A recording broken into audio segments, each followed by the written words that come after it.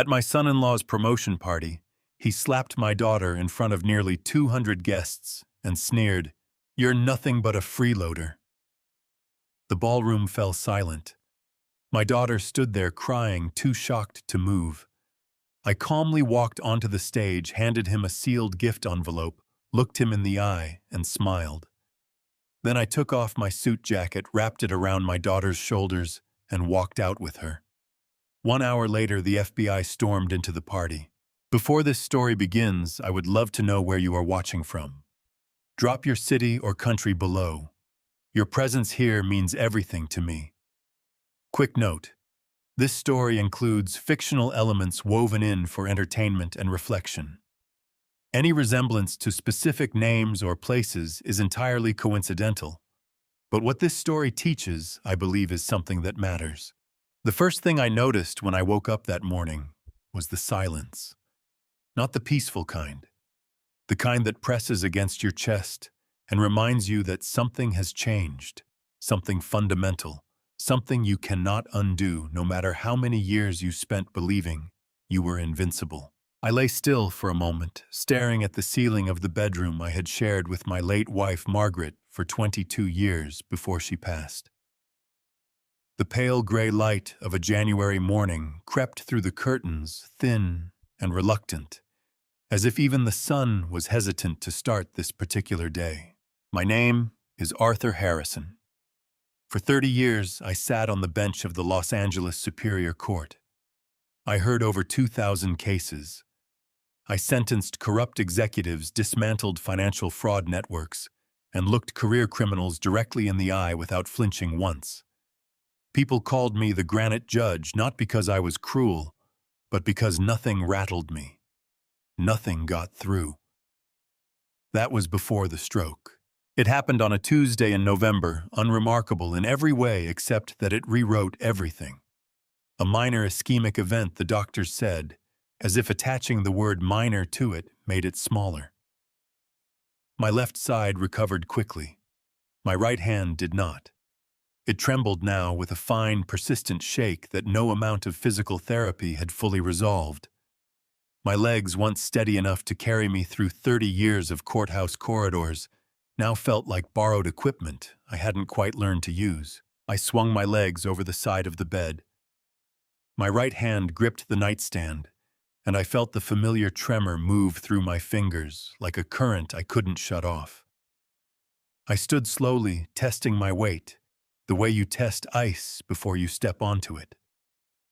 The hallway stretched in front of me, 14 steps to the top of the staircase, then 18 steps down to the ground floor. I had counted them 3 weeks ago on the first morning I realized counting had become necessary. I made it to the 4th step before my right knee buckled. It wasn't a fall, not exactly. I caught the banister with my left hand hard enough to wrench my shoulder, and I sat down heavily on the step, my heart hammering against my ribs, my breath coming in sharp, uneven pulls. The house was quiet around me. Dark wood paneling. Margaret's watercolor of the California coast still hanging on the landing wall exactly where she'd placed it in 1987. I sat there on that cold step and looked at my right hand. It was shaking. Not violently, just this fine, relentless tremor that had become the new rhythm of my life. The hand that had signed hundreds of verdicts. The hand that had held Margaret's during her final weeks. The hand that had written my daughter Clara's name on her college tuition checks year after year, because I genuinely believed that providing for the people you loved was the most fundamental thing a man could do. Arthur. Evelyn's voice came from the bottom of the stairs, warm and unhurried. She appeared in the hallway below, already dressed, her silver blonde hair neatly arranged, carrying a small tray with a glass of water and 2 pill bottles. My wife of 5 years.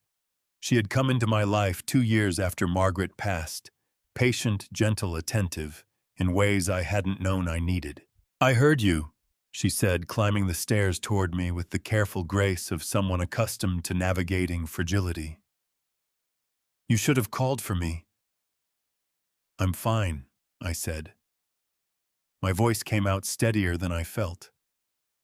She sat down beside me on the step and placed the tray between us.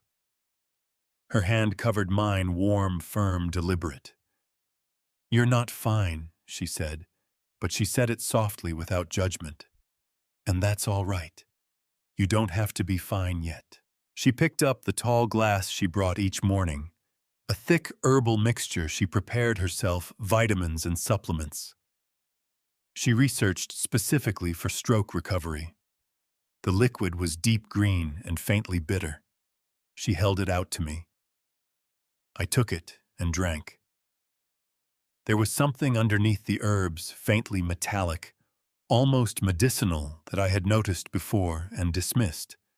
A supplement, probably. Evelyn was meticulous about these things. "Clara called last night," Evelyn said, straightening the bottles on the tray. "She wanted to come this weekend. I told her you were doing better."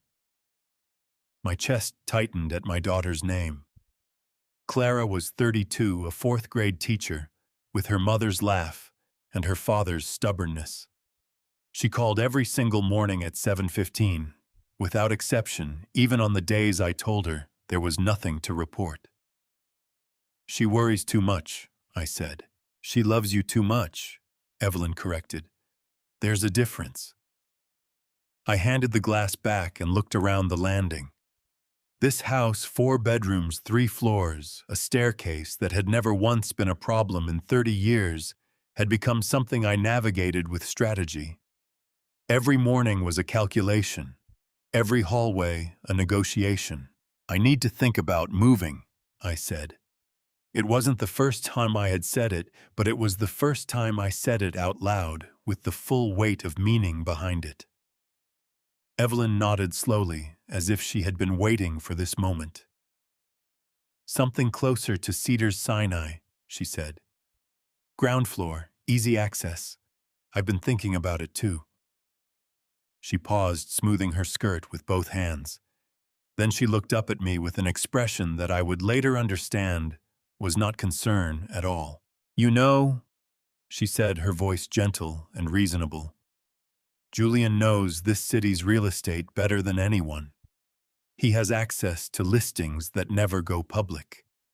He could find exactly what you need quickly, discreetly." She reached over and patted my hand.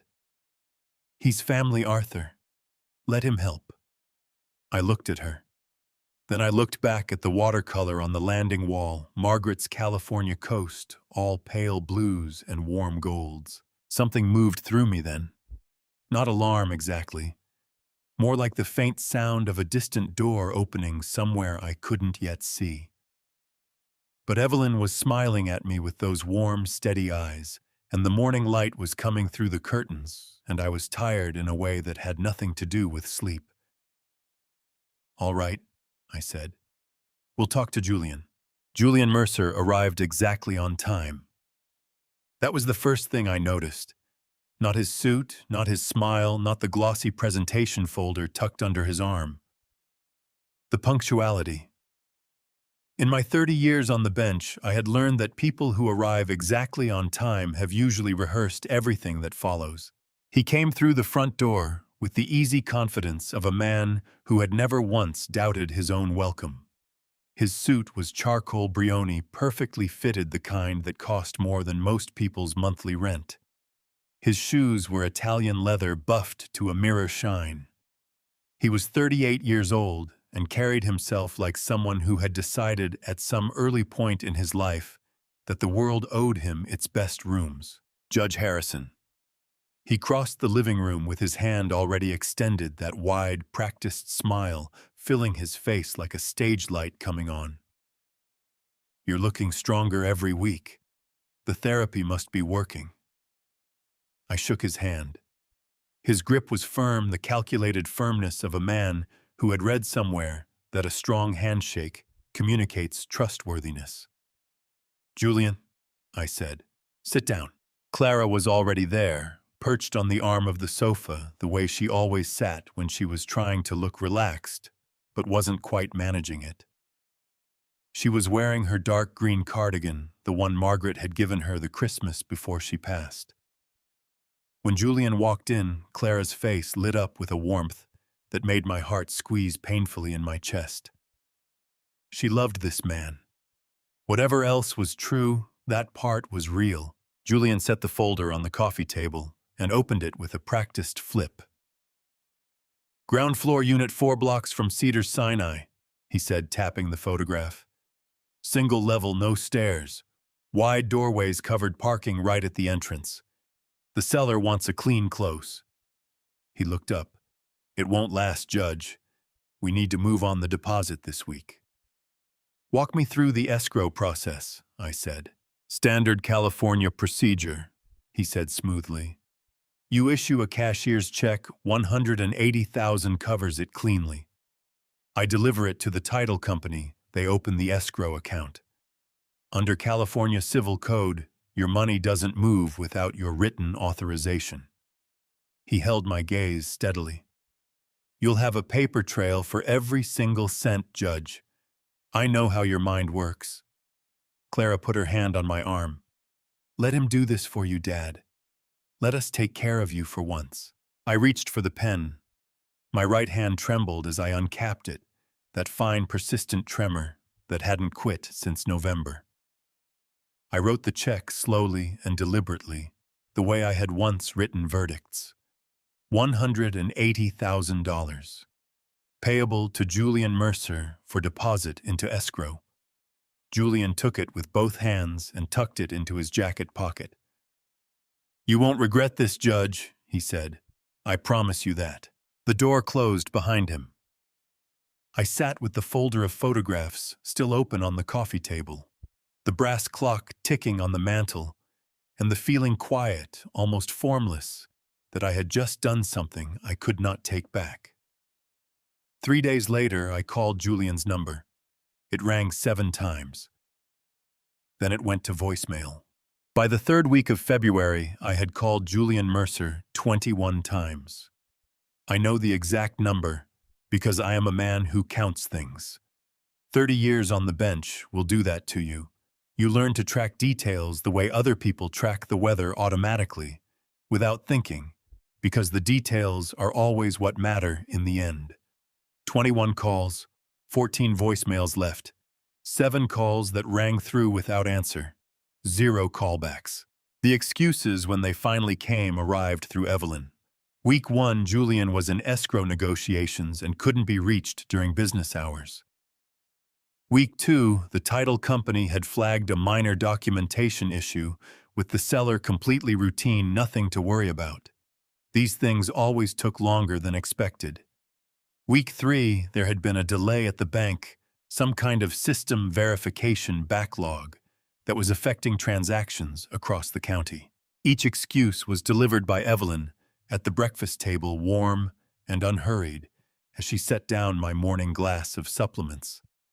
Her voice had that particular quality of reasonableness that made disagreement feel unreasonable, the tone of someone who was managing a situation on your behalf and found your anxiety mildly inconvenient. "Arthur, you have to understand how real estate works," she said one morning, stirring her coffee without looking up. "These things don't happen overnight. Julian is handling dozens of transactions. He can't drop everything every time you call." "I gave him $180,000, I said. My voice was steady. "That's not a social call, Evelyn." She looked up then, and her expression was patient and faintly pained, the way a nurse looks at a patient who keeps pulling out their IV. "You gave it to him 3 weeks ago. The market doesn't move on your schedule." She reached across the table and patted my hand. "The stroke makes you anxious, Arthur. Dr. Simmons said that was completely normal. Your nervous system is still recalibrating. Don't let it turn you against your own family." I pulled my hand back slowly. Clara called that afternoon, her daily 7:15, arriving 2 hours late because she had parent-teacher conferences in the morning. She sounded tired, her voice carrying the particular flatness of someone who had spent the day managing other people's worries and had very little left for her own. "Has Julian called back yet?" I asked. There was a pause on the line. A breath. He's been really busy, Dad. The West Side market is insane right now. He told me this week things should move faster. Another pause, shorter this time. He's trying. I know he is. She said it the way people say things they are actively working to believe. I didn't push. Instead, I asked about her students, and she told me about a boy named Marcus, who had read his first full chapter book that week and cried when he finished it because he hadn't known books could make you feel like that. Clara's voice came alive when she talked about her classroom, bright and warm and completely unguarded, and I listened and thought about how much she deserved better than the knot of uncertainty I could hear underneath every sentence she spoke about her husband. That evening the phone rang. It was Maggie Carson. Margaret Carson had been the chief clerk of my courtroom for 11 years before she retired and opened her own notary and legal services office in Pasadena. She was 60 years old, sharp-eyed, and constitutionally incapable of small talk, which was one of the many reasons I had trusted her with my courtroom for over a decade. "Arthur," she said without preamble, "how are you actually doing? Not the answer you give people at church, the real one." Despite everything, I almost smiled.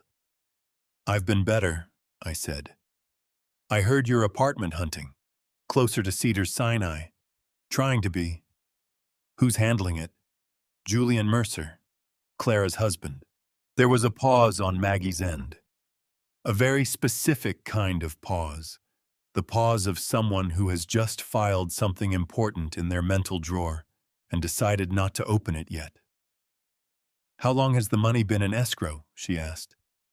3 weeks, give or take." Another pause. Shorter, but heavier.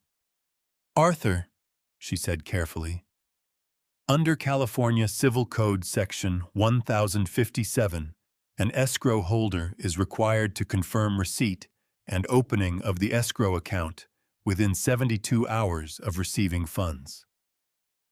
That's not a courtesy, it's a legal requirement. It's not optional, and it doesn't bend for busy markets or bank backlogs." Her voice was even and precise, the voice she used when she was reading legal text aloud in court. "Have you received written confirmation from the title company?" My fingers tightened around the phone. "No," I said. "I have not." "Then I would call your bank in the morning," she said. "First thing." I thanked her and set the phone down on the kitchen counter. Through the window above the sink, the February evening was settling over the San Fernando Valley streetlights, coming on one by one along the neighborhood road, the last pale strip of sunset dissolving into purple at the edge of the hills. The next morning I called my bank at 9 o'clock sharp.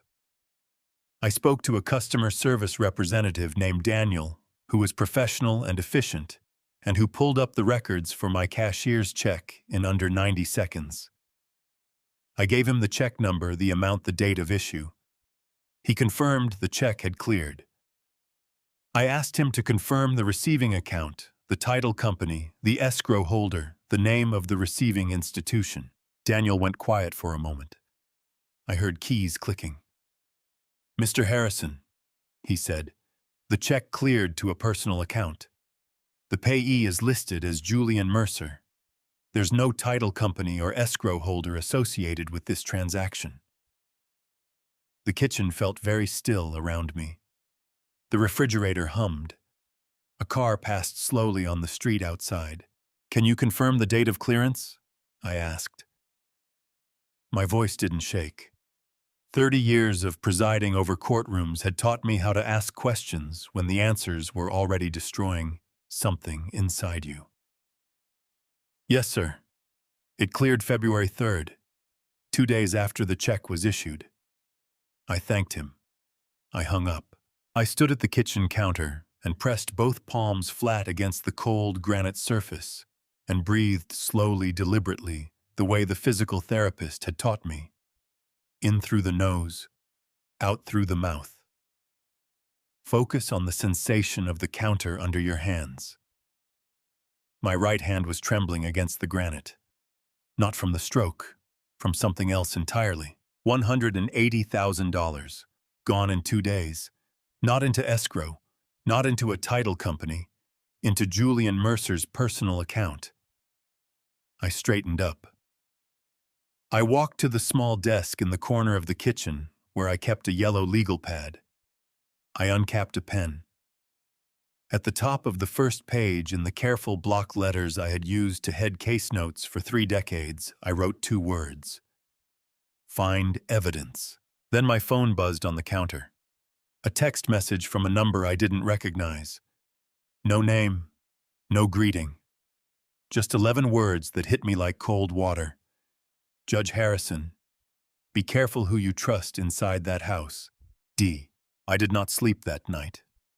Not because I was afraid I had stopped being afraid of things somewhere around my 15th year on the bench, when I realized that fear was simply information arriving faster than your reasoning could process it.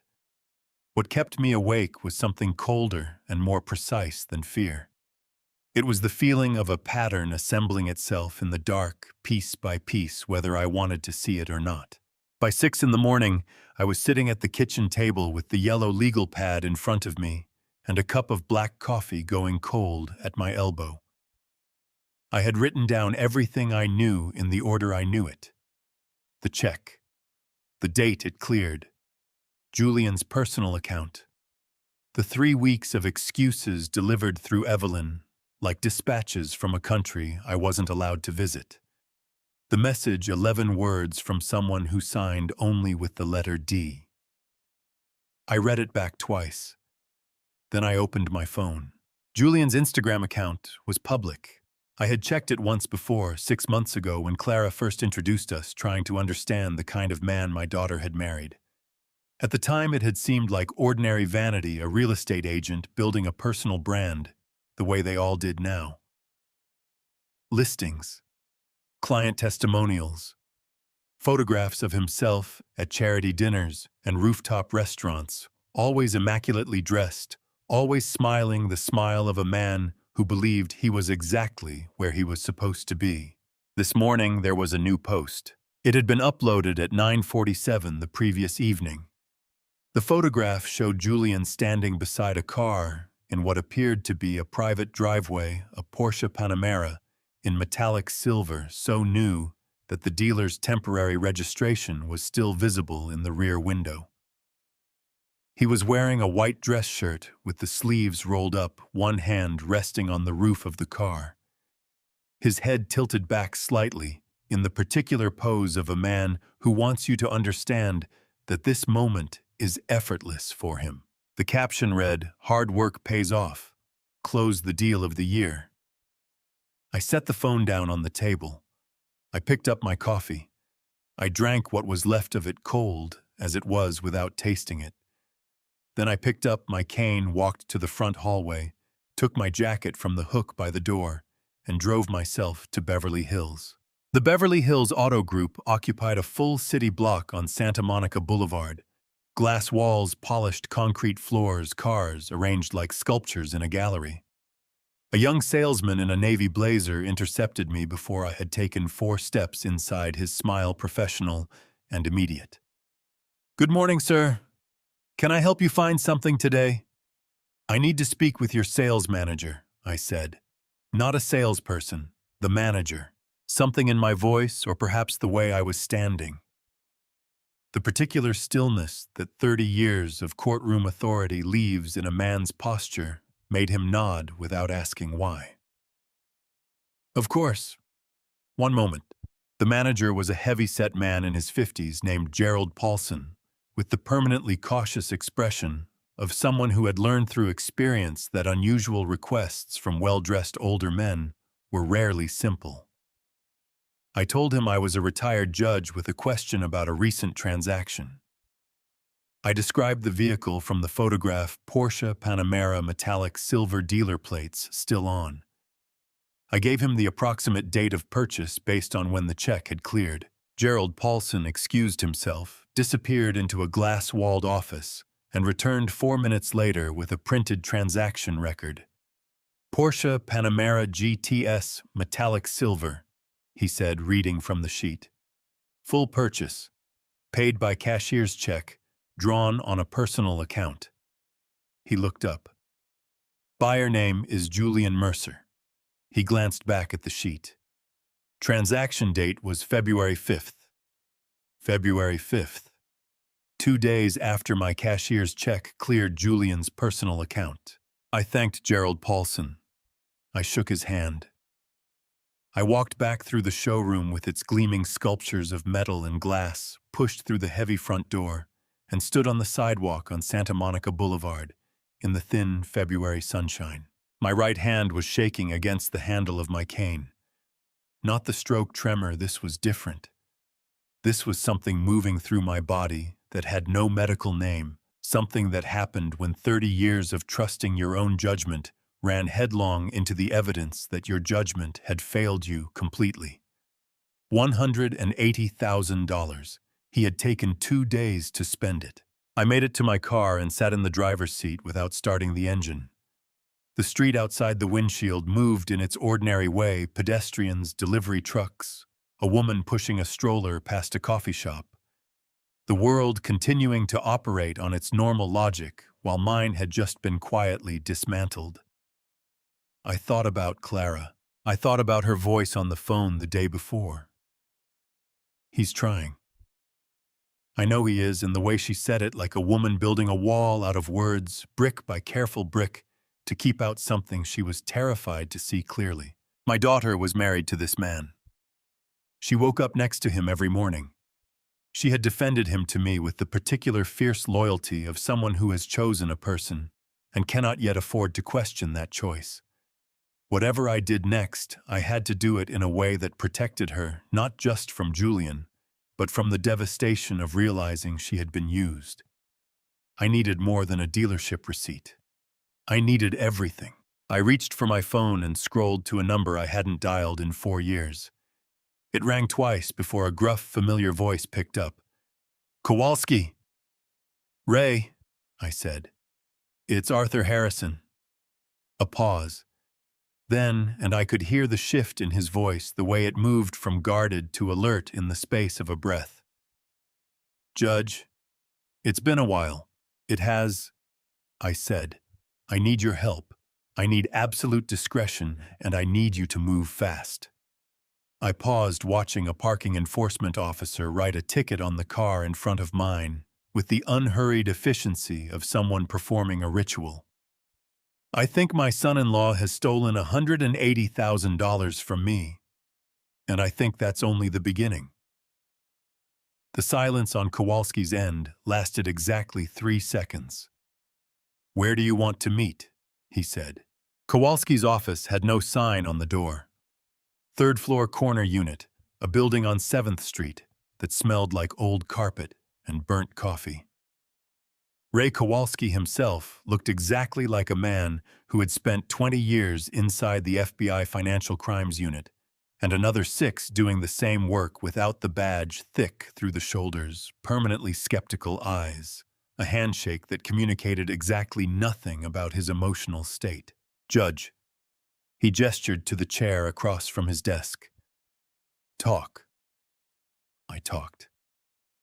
15 minutes, no interruptions. I laid everything out in the order it happened. The check, the escrow, that never opened the dealership receipt, the anonymous text from D. Kowalski listened with his elbows on the desk and his fingers laced together, his expression unchanging. When I finished, he said, "Give me 48 hours." He called back in 36. "Sit down, Arthur," he said when I picked up. He hadn't called me Arthur in 4 years. The shift in register hit me in the sternum before he said another word.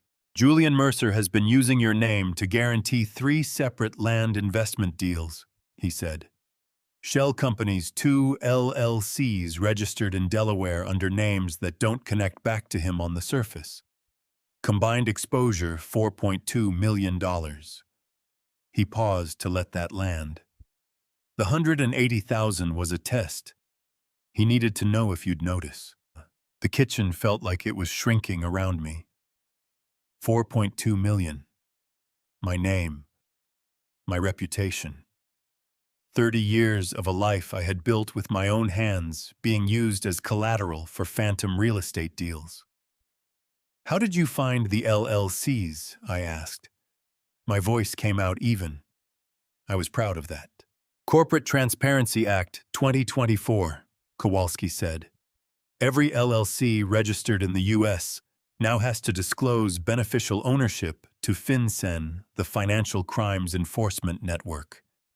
Julian filed the paperwork himself. Sloppy. "Your name shows up as guarantor on all 3 deals. He exhaled slowly. "Arthur, this is federal territory. Wire fraud, bank fraud. This isn't a civil matter anymore." I asked him to send everything to my attorney. He said he would. Then he told me about Derek Solis. "Julian's assistant has been trying to reach you," Kowalski said. "He's the one who sent the text. I tracked the number prepaid, but he wasn't careful about where he bought it. There's a coffee shop on Glendale Avenue you go to before your Tuesday therapy sessions. He knows your schedule through Julian's calendar. He wants to meet." We arranged it for Tuesday morning. Derek Solis was 27 years old and looked like he hadn't slept properly in a month. He was already at the corner table when I arrived. Both hands wrapped around a coffee cup he wasn't drinking from his knee, bouncing under the table with the anxious energy of someone who had been carrying a secret too long and was terrified of what happened when he put it down. He stood up when he saw me. His voice cracked on the first word. "Judge Harrison, I'm sorry. I should have contacted you sooner." He swallowed hard, his Adam's apple working. "I've been working for Mr. Mercer for 14 months. I've seen things I shouldn't have. I kept telling myself it wasn't my business." His eyes were red at the corners, the eyes of a young man who had been arguing with his own conscience for too long and finally lost. "But what he's doing to you, I can't just watch that." "Tell me about the paperwork," I said quietly. Derek's hands tightened around the coffee cup until his knuckles whitened. 3 weeks ago, Mr. Mercer filed a petition with the LA Superior Court, a conservatorship petition. He looked up at me and his expression was that of someone delivering a diagnosis they wished they didn't have to give. Under California Probate Code 1820, he listed himself as an interested person, your son-in-law.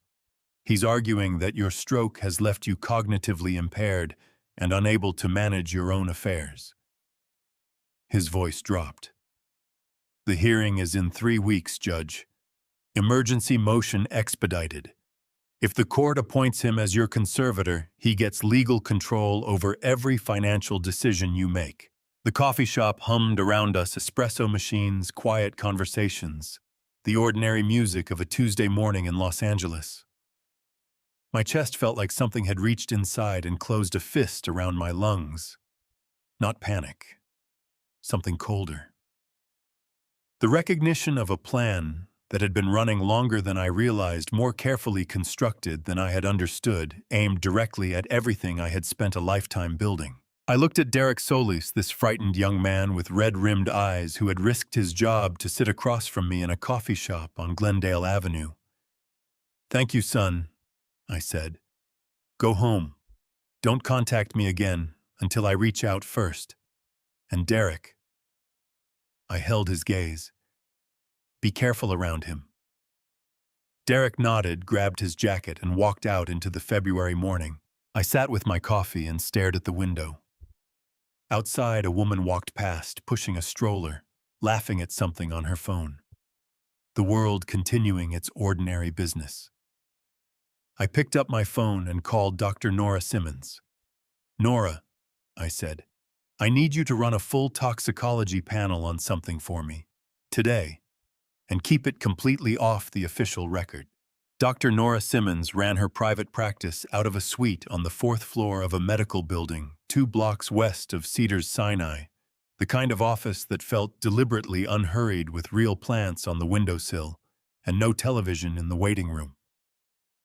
She had been my physician for 11 years. She was precise, direct, and constitutionally allergic to being told what she wanted to hear. I trusted her for exactly those reasons.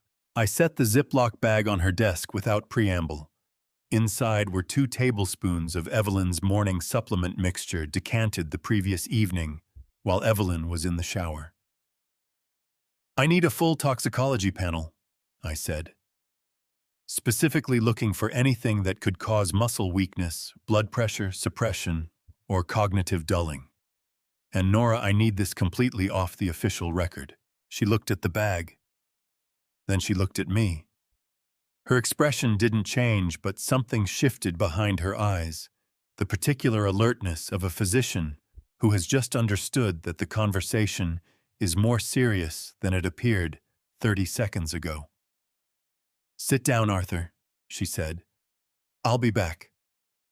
The 2 hours I waited in that office were the longest of my life. I sat in the chair beside her desk and felt the full weight of everything pressing down on me simultaneously.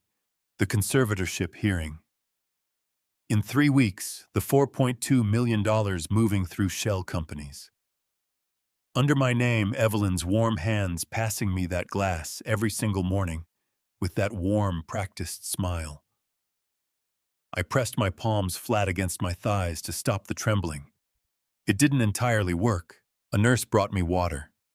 I drank it without tasting it. Through the window, the late-morning Los Angeles sky was a hard, flat blue, the kind of blue that looks beautiful in photographs and feels merciless when you're sitting inside it.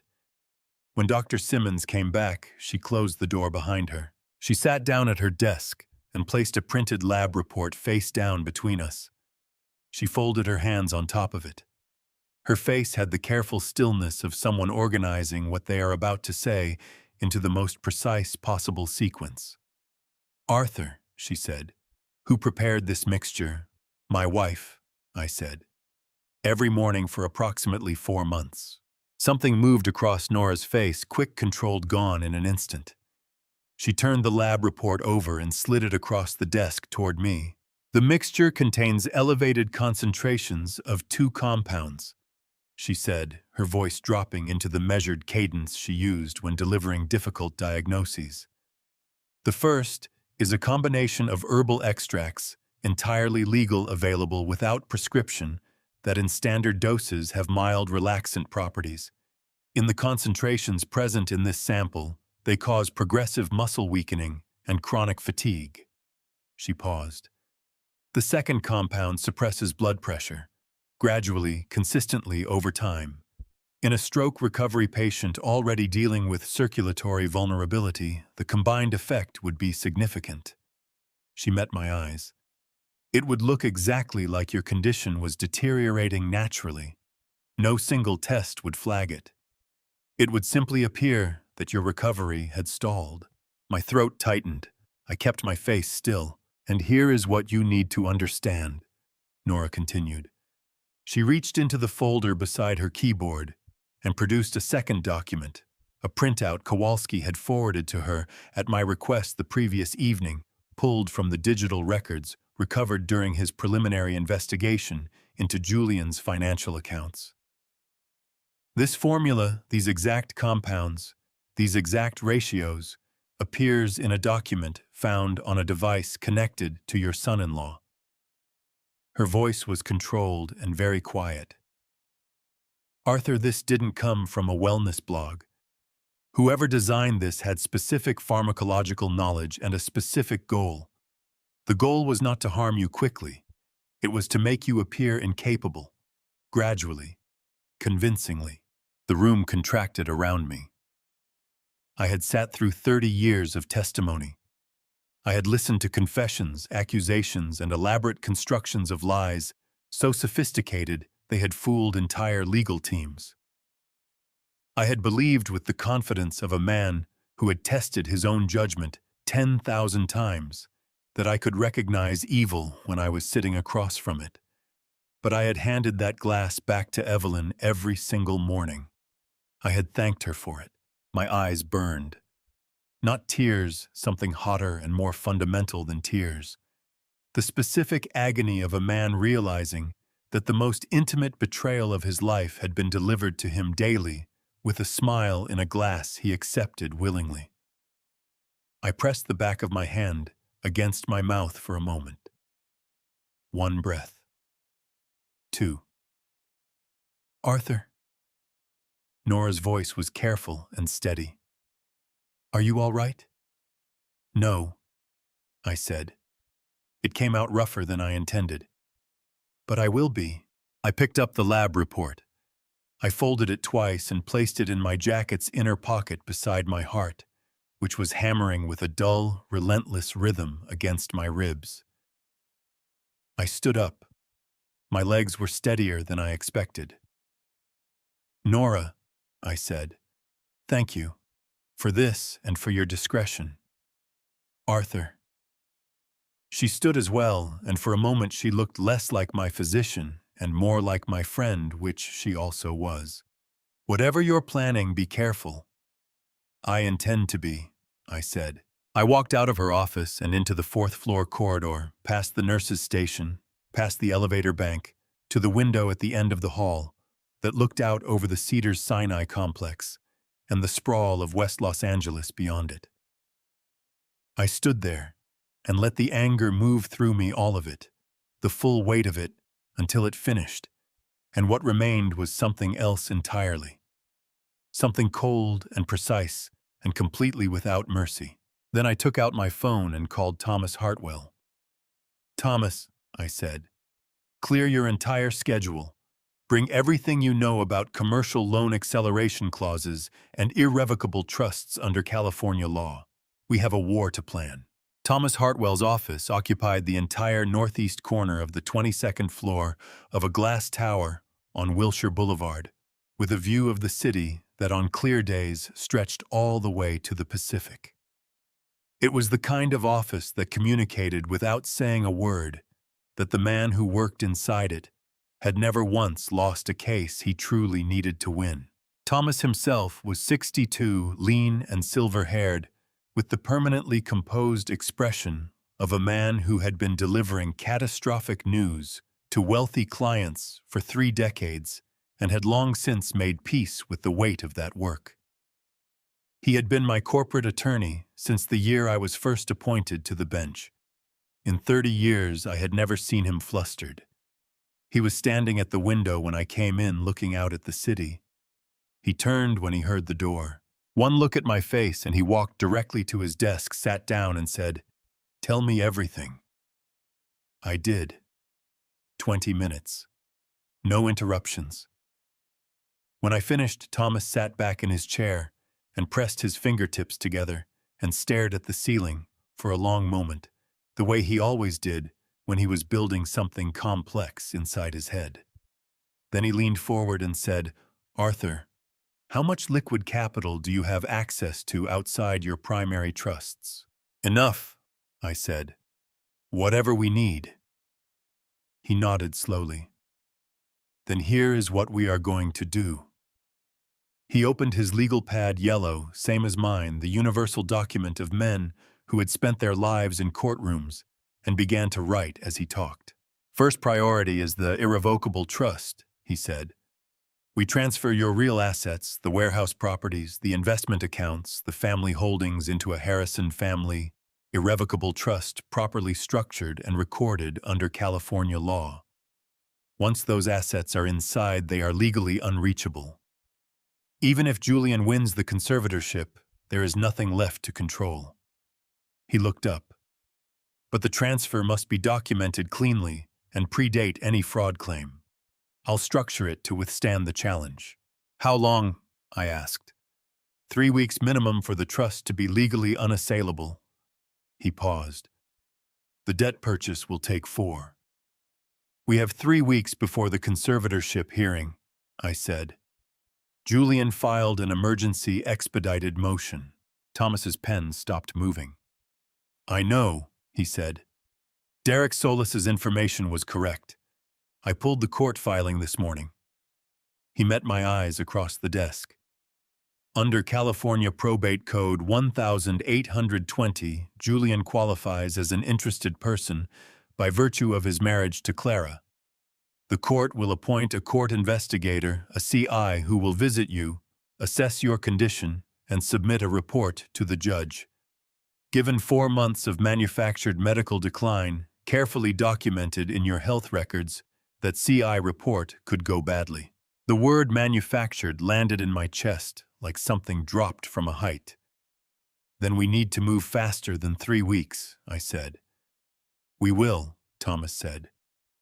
I'll offer the bank a premium above principal on the debt purchase 7, maybe 8%. Banks don't love holding commercial fraud risk. They'll move. He wrote something on the pad. Simultaneously, I'll file the trust documents this week. We'll be done before the CI even schedules a visit.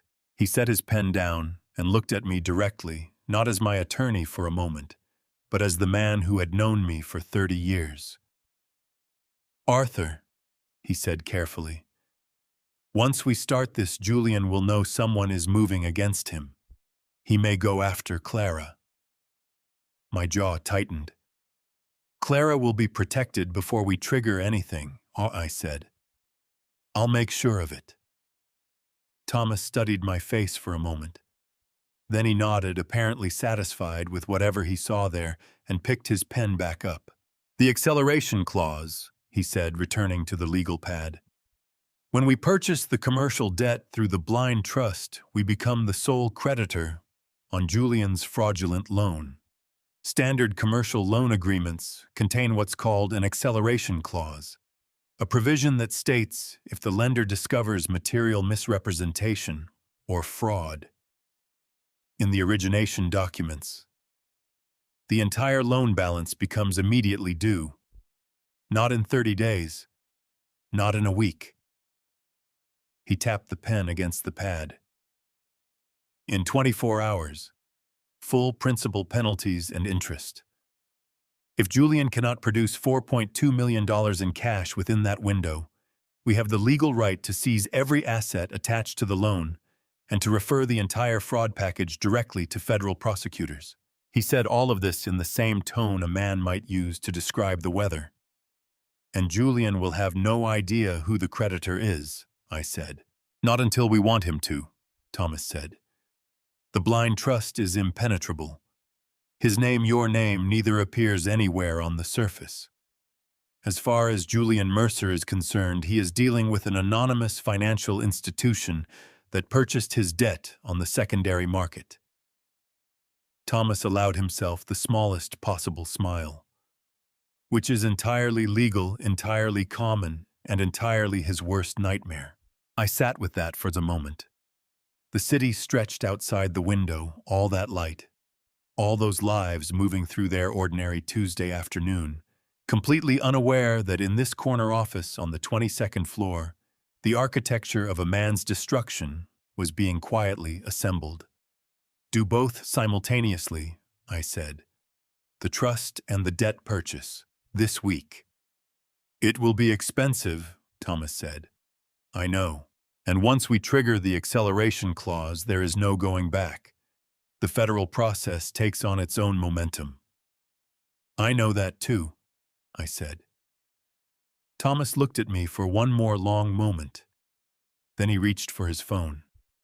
He had dialed 2 digits when it rang in his hand. He glanced at the screen, frowned slightly, and picked up. His face as he listened did what Thomas Hartwell's face almost never did. It went pale. He set the phone down and looked across the desk at me with an expression I had not seen on him in 30 years of difficult conversations. Arthur, he said quietly, Julian just filed a supplemental motion this morning. He's requesting the hearing be moved up. Emergency expedited 3 weeks becomes 2. He paused. We have 14 days. My hands pressed flat against my knees. 14 days. Then we start tonight, I said. Sleep had become something that happened to other people. I had accepted this somewhere around the 2nd week of February, when the nights began to stretch out long and blank in front of me, and I stopped fighting the wakefulness and simply lay in the dark and let my mind do what it was going to do regardless. A judge's mind does not rest easily at the best of times. 30 years of cases of arguments and counter-arguments, of the relentless internal cross-examination that the job installs in you whether you want it or not. In the best years, I had Margaret beside me, her breathing eventually pulling mine into the same slow rhythm, the oldest human anchor there is. Now I had the dark and the ceiling and the particular silence of a house that was not what it appeared to be. It was 11:43 at night when I heard Evelyn's voice coming through the gap in the study door. I had been lying awake in the dark, which had become my default state, sleep, something that happened to other people now, when I caught the low, urgent murmur of her voice down the hallway. She thought I was asleep. She always assumed I was asleep by 10. For months, that assumption had been one of the small conveniences of her plan, the predictable old man deteriorating on schedule, safely unconscious before 11. She had never once considered that the man who spent 3 decades presiding over cases that turned on a single overlooked detail might be by professional formation the kind of person who notices things. That assumption was one of several serious miscalculations she had made about me. I moved carefully, no cane, one hand trailing the wall.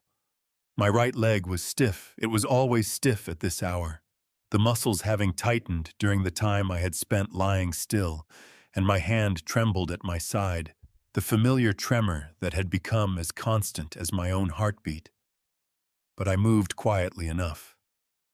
30 years in courtrooms teach you that the most important testimony is always the testimony nobody intended to give. The confessions that broke cases open were never the ones delivered from the witness stand.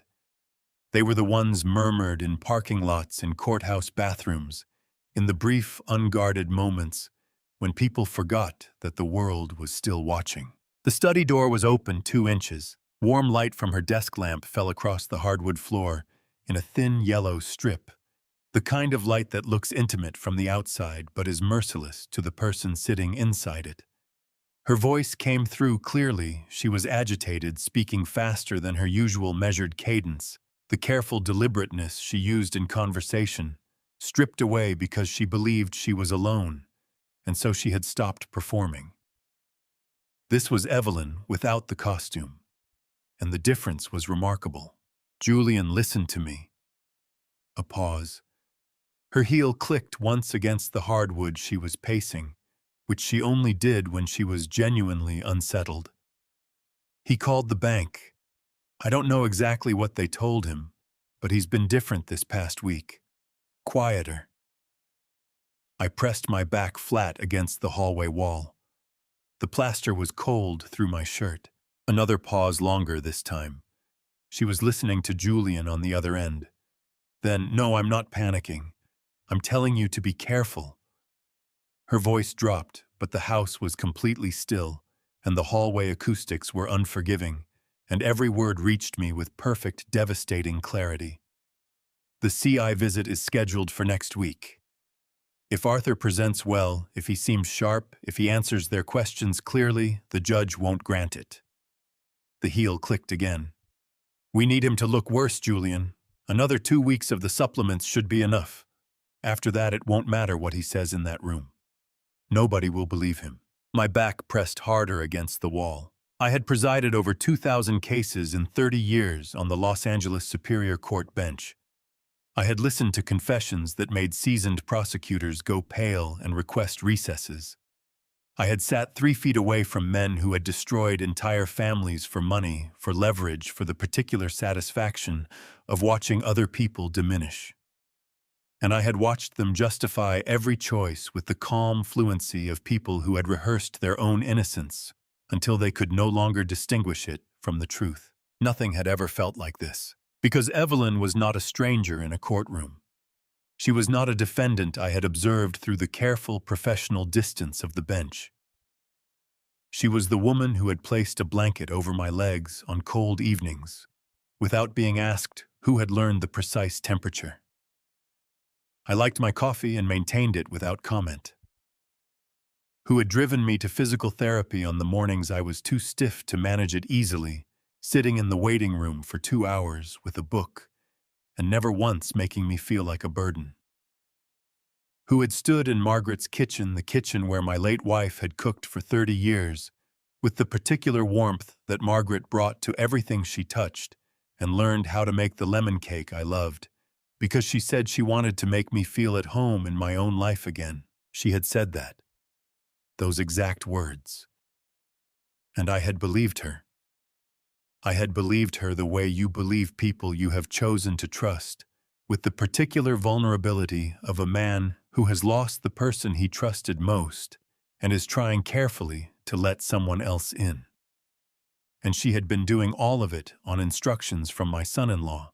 The burning behind my eyes was fierce and immediate, not tears exactly, but the physical precursor to tears, the body's first response to a grief too large to process quickly.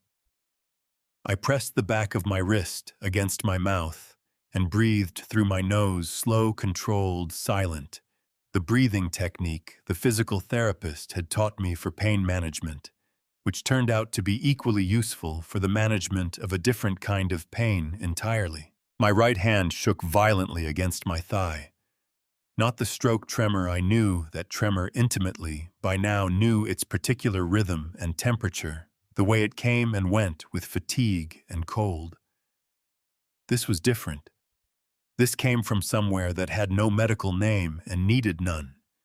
This was the shaking of a man whose understanding of his own life had just been reconstructed from the ground up in the space of 60 seconds. "Clara doesn't know anything," Evelyn was saying, her voice dropping further now as if she was moving away from the door, or perhaps simply lowering her register out of some instinct she couldn't have named. "She's not a problem. She does what Julian tells her to do." Clara, my daughter who called every morning at 7:15 without exception, who had stood in my kitchen and defended this man with the fierce, aching loyalty of someone who has committed to a choice and cannot yet afford to question it. My daughter who had looked at Julian across dinner tables with the particular softness of genuine love, not performance, not strategy, but the real thing, the vulnerable, costly human thing. Julian had looked at her and seen a tool, a mechanism, a door. She does what Julian tells her to do. The fury that moved through me then was something I had no previous reference for.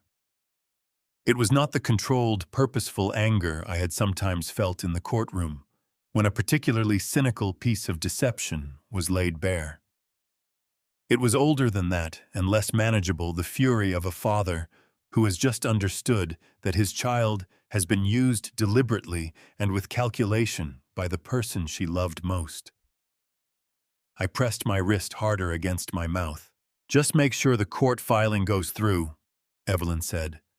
"Once the CI submits that report, Arthur can protest all he wants. Judges don't overturn their own investigators." She had no idea how wrong she was about that. Judges overturned investigators when investigators had been working from fraudulent premises. Judges were in fact the specific mechanism by which fraudulent premises were dismantled, which was something I knew considerably more about than Evelyn or Julian had apparently thought to research. I had heard enough. I pushed off the wall and walked back down the hallway to my bedroom. Each step deliberate and quiet, the way I had walked into courtrooms for 30 years. Not fast, not slow, with the measured pace of someone who knows exactly where they are going and is in no particular hurry to get there, because they have already decided what happens when they arrive. I sat on the edge of the bed in the dark. I did not turn on the lamp. I sat there and let everything move through me in the order it needed to.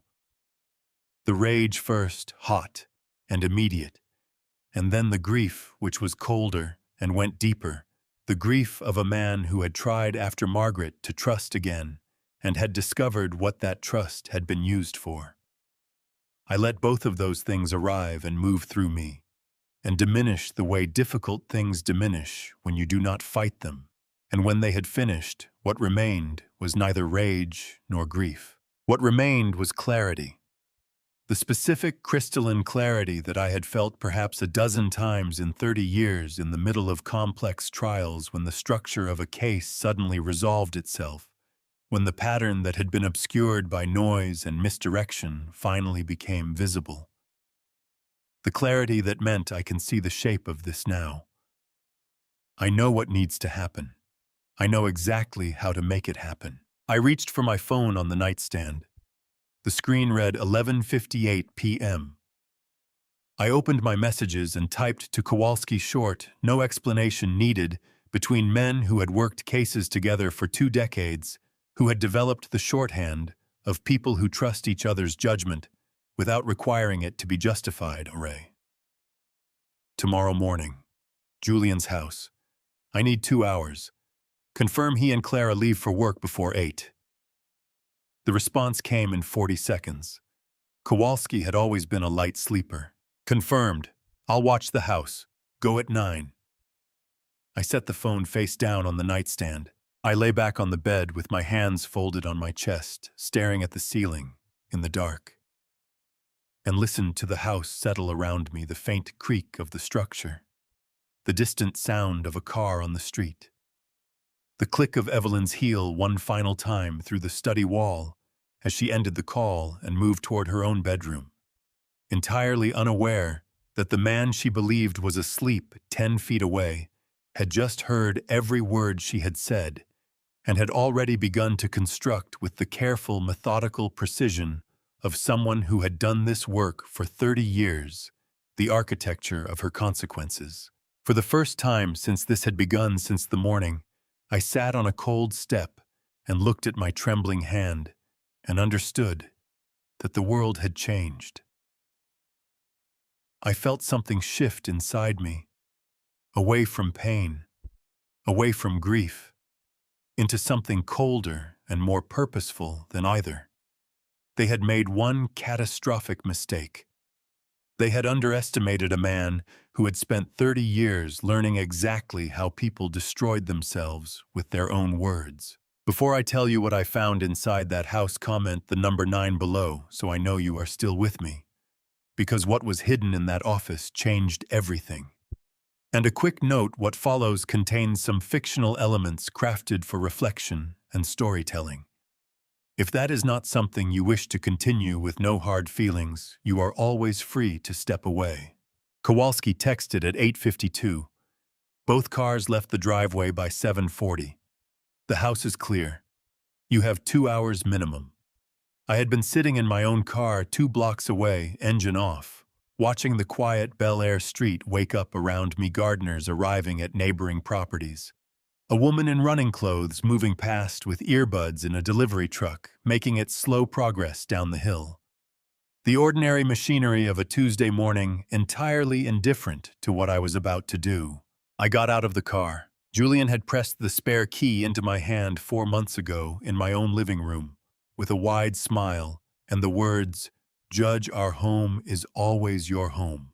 Come by whenever you need anything." I had taken the key and thought nothing of it at the time. The night before, I had called Thomas specifically to ask. He had been unequivocal, a voluntarily surrendered key, combined with an explicit standing invitation, constituted reasonable permission to enter under California law. Not unlawful entry, not trespass. Evidence gathered this way would be admissible in any federal proceeding. I walked up the front path with my cane, unlocked the door, and stepped inside. The house was immaculate and very still, the aggressive tidiness of people who perform their domestic life for an audience that was never quite there. Everything positioned just so. Fresh flowers on the entry table, probably changed twice a week. The faint smell of expensive candles and something underneath it. Something synthetic that I had never noticed on the evenings I'd been invited to dinner. I moved directly to Julian's home office. It was at the end of the main hallway, double doors, dark wood, the kind of room that announced its own importance. I pushed them open and stood in the doorway for a moment, taking in the space the way I used to take in a crime scene before I allowed anyone to touch anything. Mahogany desk. Floor-to-ceiling bookshelves with books arranged by color rather than subject, decorative, not read. A credenza against the far wall. A single landscape painting that probably cost more than most people's cars. I started with the desk. Top drawers, stationery, luxury pens, a spare phone charger, nothing. Middle drawer, hanging files in careful, alphabetical order. I moved through them methodically, client contacts, property listings, correspondence. And then near the back, a folder with no label. I pulled it out. Inside, 3 sets of documents, each clipped separately. The first was a land purchase agreement, a property I had never heard of in a development that did not appear to exist with my signature on the authorization line. The signature was good. Someone had studied my handwriting carefully, captured the particular way I crossed my sevens and the slight leftward lean of my capital H, but it was not mine. My jaw tightened until I felt the pressure in my back teeth. The second set was a share transfer agreement, moving a 40% stake in my warehouse property holdings to an LLC called Pacific Meridian Holdings. My signature again, also not mine. The third was a promissory note guaranteeing a commercial loan of $4.2 million. I photographed every page. Then I moved to the credenza. 3 drawers, the first 2 held printer paper and office supplies. The third was locked. I looked at the lock, a standard furniture lock, the kind that opened with a small flat key. I checked the underside of the credenza, the back panel, the space behind the lowest shelf of the nearest bookcase. The key was taped to the inside back panel of the bookcase behind a row of artfully arranged legal volumes that had clearly never been opened. Inside the locked drawer, a phone. Cheap black plastic, the disposable kind sold at convenience stores for cash. I powered it on. No passcode. Julian had been confident no one would find it. The message thread was between 2 numbers, no names saved. But I recognized Evelyn's phrasing in the second number's messages, immediately her particular way of constructing sentences, formal. Even in texts, the voice of a woman who had once worked adjacent to legal proceedings and never quite lost the register. The most recent exchange 3 days ago, him CI visit is next week. How is he presenting her weaker? Confused about dates twice this week. It's working. Him good. Keep it consistent. The old man gets weaker, everything gets easier. I read it twice. Then I photographed the screen, every message, every exchange, scrolling back 4 months to the beginning of the thread where Julian had written, "He trusts Clara completely." That's the door. I set the phone down exactly as I had found it. Locked the drawer. Replaced the key behind the legal volumes. Straightened the books. Moved back through the office, checking every surface, chair position, folder, placement, the angle of the desk lamp. When I stepped out of the house and locked the front door behind me, I left no evidence that I had ever been there. I walked back to my car, got in, and sat for a moment with both hands on the steering wheel. My right hand was trembling. My chest felt hollowed out and very cold. That's the door.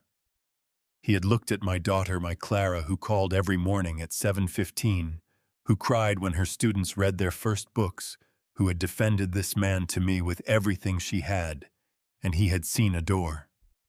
I started the engine. I called Thomas before I had driven half a block. The trust, I said, and the debt purchase. I need both finished before the CI visit, whatever it costs. Arthur, whatever it costs, Thomas. A brief pause. I'll make the calls today, he said. One more thing, I said. The irrevocable trust, make sure Clara is named as sole beneficiary, not a joint trustee. Sole beneficiary. She gets everything. Julian Mercer gets nothing. Not a dollar. Not a piece of furniture. Nothing. Thomas was quiet for a moment. When he spoke, his voice was careful and very even. Done, he said. I drove home through the Bel Air hills with the February sun sharp and flat through the windshield, and somewhere between the gate and the freeway, the cold in my chest shifted into something harder and more permanent. They had called my daughter a door. I was going to make sure that door led somewhere they never expected. The performance began on a Wednesday morning. I came downstairs at 7 slowly, one hand on the banister, my cane tapping on each step with the careful rhythm of a man who was not entirely sure of his own footing. Evelyn was in the kitchen. She turned when she heard me, and her face arranged itself into that warm, practiced expression of concern that I now understood was a costume she put on the way other people put on a coat. "Arthur, you should have called for me," she said, moving toward me with the glass of supplements already prepared. "You know the steps are difficult in the morning." "I forgot," I said. I let my voice carry a faint vagueness, not enough to be obvious, just enough to be noted. "What day is it?" Evelyn's eyes sharpened for one fraction of a second. Then the warmth returned deeper and more deliberate than before. "Wednesday, sweetheart," she said. She handed me the glass. I took it with both hands, let my right hand tremble visibly, and drank every drop. Vitamin C and magnesium. I had switched the mixture several days ago, decanting Evelyn's supplements down the bathroom sink each evening and replacing the glass with something harmless. She had no idea. She watched me drink with the satisfied attention of a woman monitoring an experiment she believed was going exactly as planned. "Thank you," I said. I let my eyes go slightly unfocused the way a man's eyes go when he is tired deep in his bones. Then I shuffled to the kitchen table and sat down heavily. When Julian arrived that evening with a folder of documents, routine business, he said just some administrative updates on the family holding accounts I signed, where he pointed without reading a single page. He watched me sign with the relaxed confidence of a man who has already decided the outcome of a situation. When I handed the pen back, my hand was shaking. He barely glanced at it. "You doing okay, Judge?" he asked. His voice had the particular softness of someone performing kindness for an audience of one. "Tired," I said. "I get confused in the evenings sometimes. The doctors say that's normal." Julian nodded with an expression of grave sympathy and glanced at Evelyn over my head.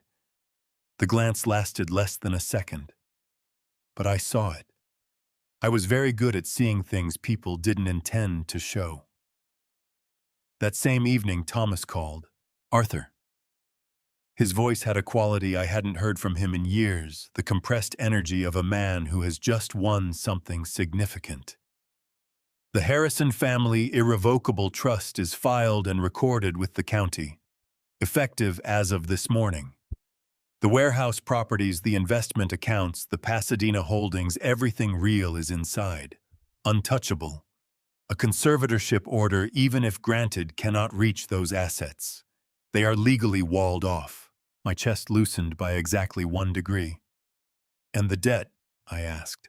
"We offered the originating bank an 8% premium above principal," Thomas said. "They accepted within 3 hours. Banks don't love holding commercial fraud risk on their books, especially when someone is offering to take it off their hands at a premium." A pause. "Arthur, as of 4 o'clock this afternoon, the Blind Trust is the sole holder of Julian Mercer's promissory note. $4.2 million. Every cent he borrowed using your forged signature, he owes it to you." I sat with that for a moment. Julian Mercer, who had looked at my daughter and seen a door, who had handed me forged documents to sign, and watched my hands shake with the patient satisfaction of a man who believed he was watching a clock wind down, who had instructed my wife to weaken me day by day, cup by cup, until I was too diminished to notice my own destruction. He owed it all to me. "He has no idea," I said. "None," Thomas said. "The Blind Trust is impenetrable. As far as Julian is concerned, a financial institution purchased his debt on the secondary market. Standard practice. Happens every day. Another pause. When we trigger the acceleration clause, he'll have 24 hours to produce $4.2 million in cash. If he can't, and he can't because we know exactly where that money is, and it's tied up in assets, we can seize the federal referral goes out simultaneously. How soon can we trigger it? Whenever you're ready, Thomas said. The clause is active. The warrant application is drafted. Kowalski's FBI contact is standing by. His voice dropped slightly. Arthur, we're ready. I looked across the kitchen to where Evelyn was loading the dishwasher, humming something quietly to herself, completely at ease in the home of the man she had been systematically dismantling for 4 months.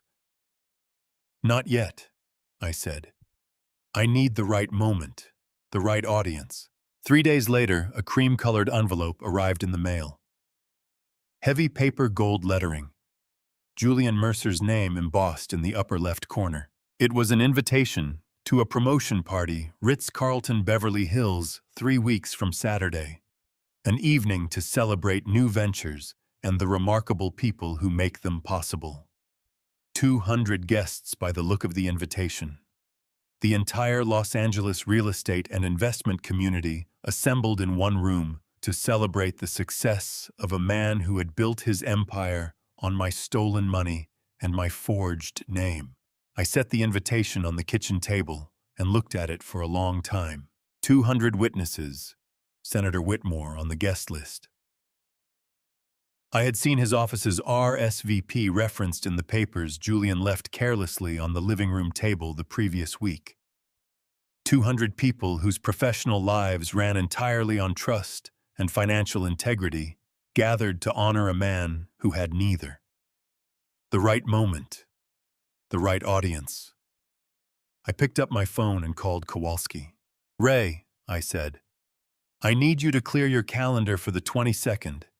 And I need you to reach out to your contact at the FBI Financial Crimes Unit. Tell them we're ready to move.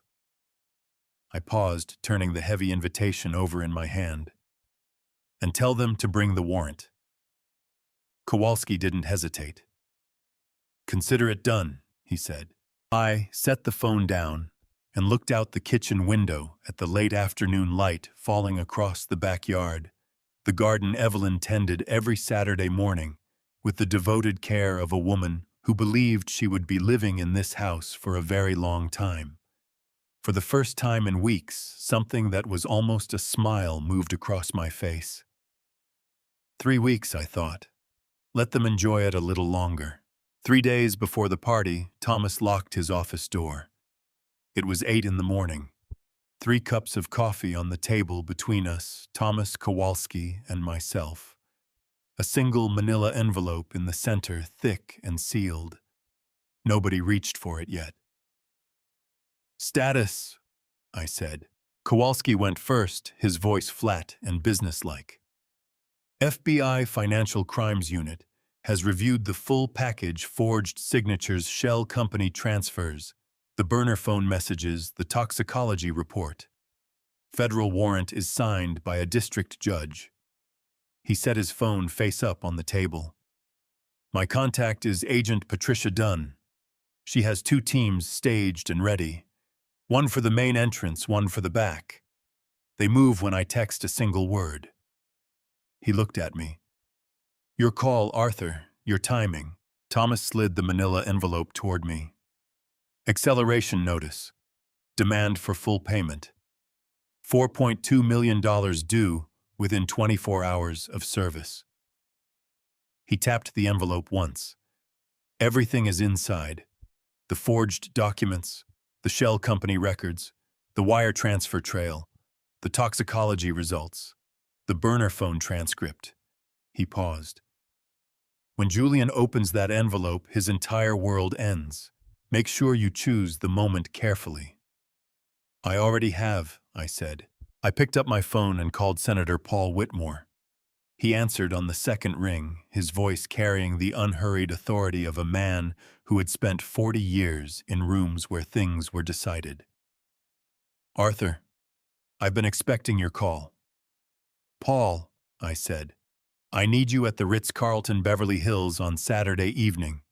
Julian Mercer's promotion party." "I saw the invitation," Whitmore said. "I wasn't planning to attend." "I need a witness with weight in that room," I said. "Someone whose word the press won't question afterward." A pause. Short, decisive. "I'll be there," he said. "Whatever you need, Arthur. Whatever you need." I called Maggie Carson next. She picked up before the second ring, which told me she had been waiting. "Arthur," she said. Her voice was tight in a way I hadn't heard from her before. "I've been wanting to call you for 3 weeks. Those documents Julian brought me to notarize, I certified them in good faith. I had no reason to doubt the signatures at the time. But after what you told Thomas," her voice cracked slightly, "I should have looked more carefully." "You couldn't have known, Maggie," I said. "But I need you Saturday. When the time comes, your presence will confirm everything." "Thomas has already sent me the forensic authentication report," she said. "I know exactly what those documents contain and what they don't." A pause, brief and certain. "I'll be there, Arthur. Front row." The last call was the hardest. Clara answered on the first ring. "Dad." Her voice carried the particular alertness of a daughter who has been half waiting for bad news. "Is everything okay?" "Everything is fine," I said. "I need you at Julian's party on Saturday. And Clara, wear something comfortable, something you can move in easily." A pause. Longer than I wanted. "Dad, what's going on?" My throat tightened. I thought about the burner phone. That's the door. I thought about Clara calling every morning at 7:15, defending a man who had cataloged her loyalty as a tactical asset. "I need you to trust me one more time," I said. "Can you do that?" The silence on her end lasted 4 full seconds. Then quietly, "Okay, Dad. Okay." I hung up and sat for a moment with the phone in my hand, the weight of what Saturday would cost her settling over me like a physical thing. She would walk into that ballroom believing she was attending her husband's celebration. She would leave it knowing everything. The grief of that not mine but hers was the only part of this I had not been able to strategize around. Thomas was watching me from across the table. "She'll be all right," he said quietly. "She's your daughter." I nodded.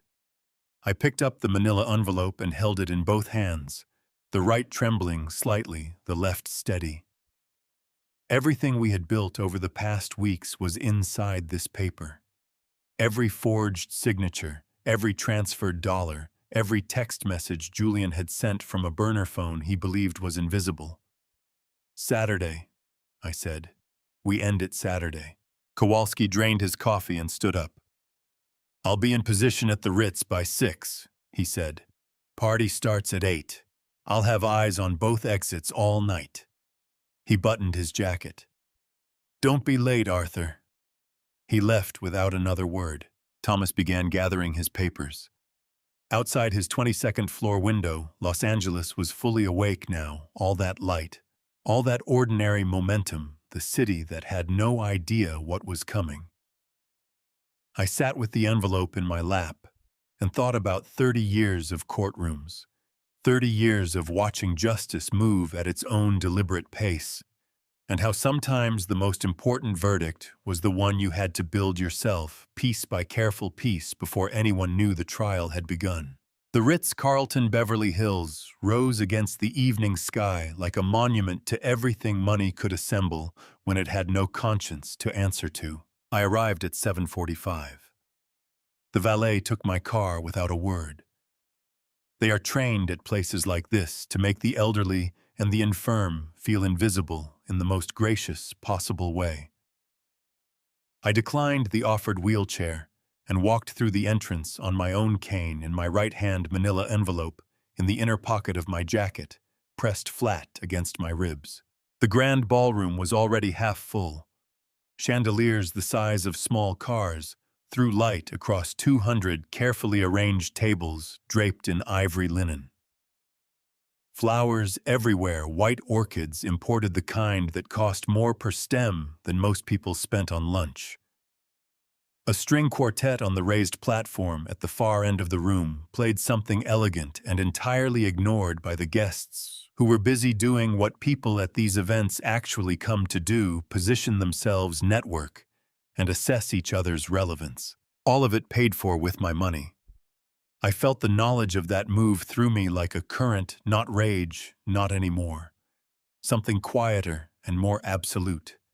The way a judge feels when the jury comes back with the verdict he already knew was coming. Kowalski caught my eye from across the room the moment I stepped inside. He was stationed near the east wall, a glass of water in his hand, wearing the expression of a man attending an event he found mildly interesting. He gave me a single nod. In position. Both exits covered. FBI teams in the parking structure, engine running. Senator Whitmore was already at his table near the front, silver-haired and composed, speaking to a woman I didn't recognize.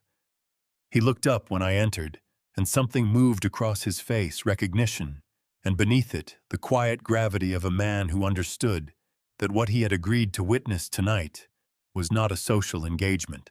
Maggie Carson was seated 3 tables back, her hands folded on the table in front of her, her back perfectly straight. She had dressed carefully. Dark blue understated the clothes of a woman who intended to be taken seriously.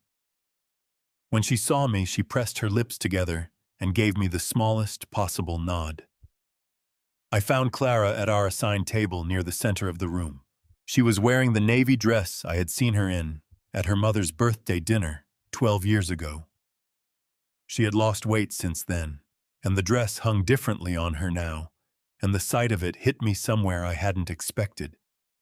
She stood when she saw me coming, and for a moment her face did something complicated: relief and apprehension, and the particular look of a daughter who knows her father well enough to know when something large is happening that she hasn't been told about. "Dad." She took my arm and helped me to my seat, though I didn't need the help. I let her do it anyway. "You look tired." "I'm fine," I said. I covered her hand with mine for a moment. Her fingers were cold. "How are you?" "Nervous," she said. And then more quietly, "I don't know why." I looked at her, this woman who called every morning at 7:15, who had given her loyalty completely and had it used against her like a tool, and I felt the particular grief of a father who cannot protect his child from what is coming, only from what comes after. "Stay close to me tonight," I said. "Whatever happens." Clara searched my face. Her jaw was tight, and her eyes were bright with the effort of not asking the question she clearly wanted to ask. She squeezed my hand once hard and then let go. Julian was holding court at the center of the room. He stood in a circle of developers and investors, a glass of Bordeaux in his hand, wearing a custom white dress shirt and a suit that probably cost more than my first car. His Patek Philippe caught the chandelier light every time he moved his wrist, which was frequently.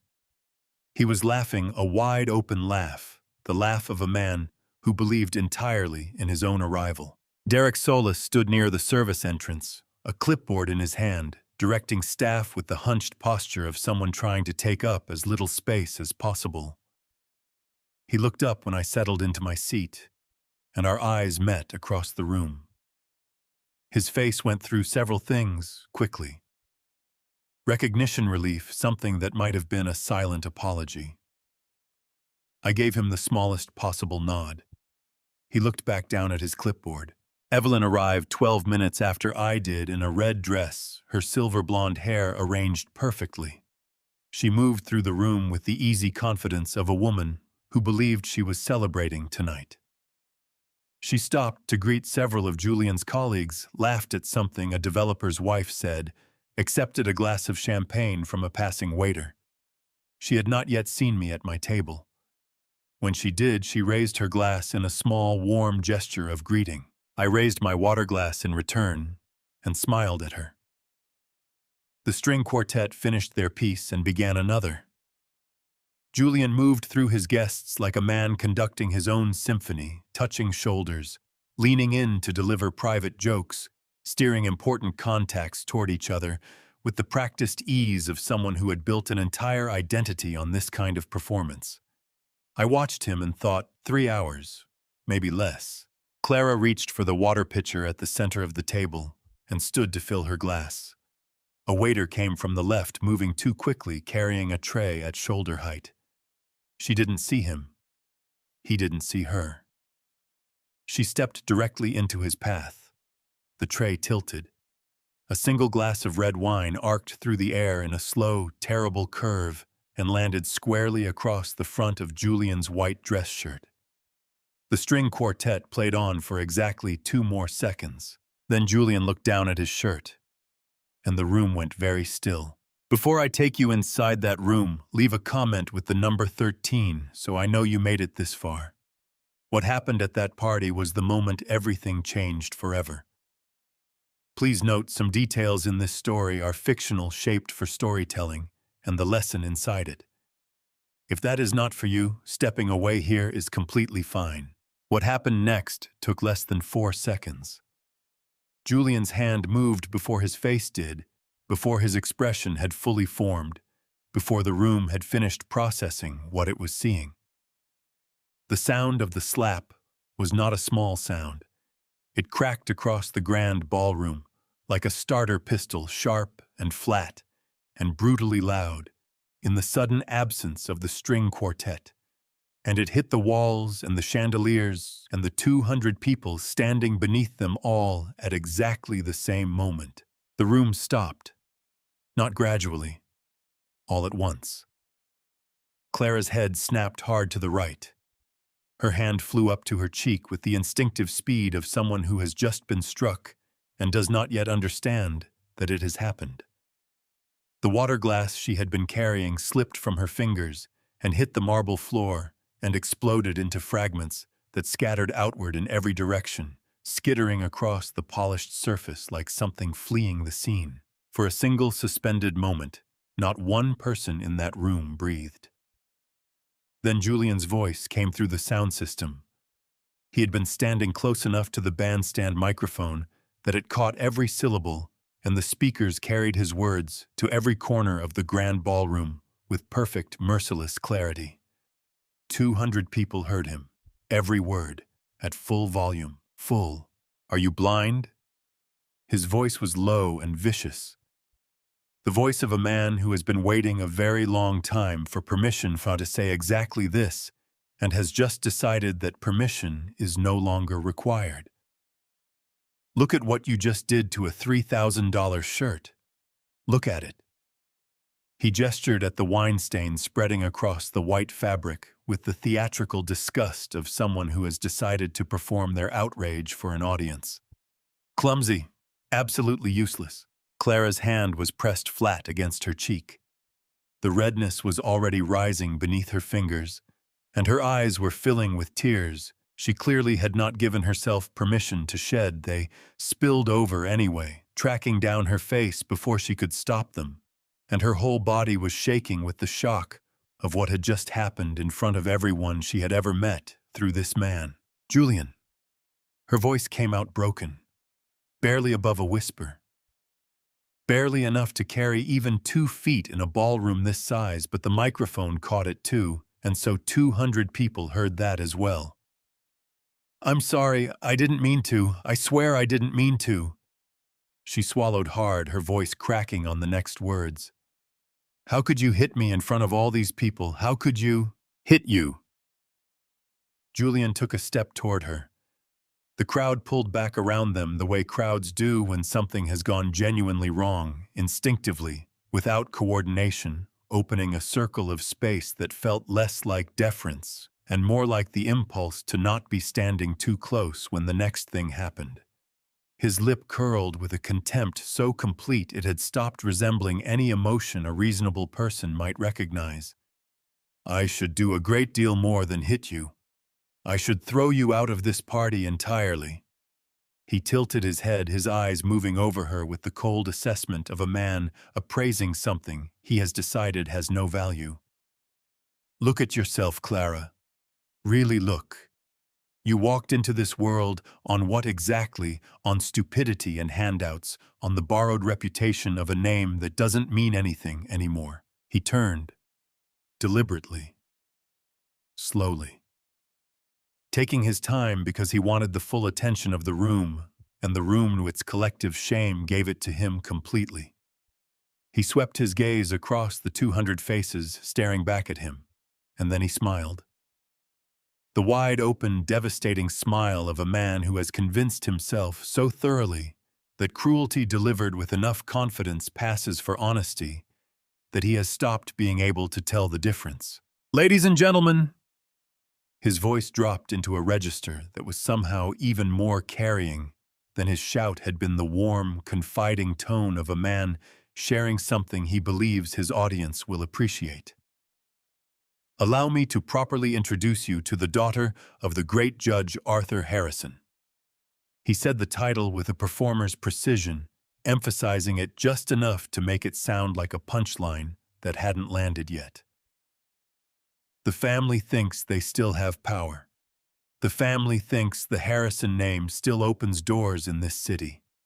He laughed, a short, sharp sound, with nothing inside it that resembled warmth.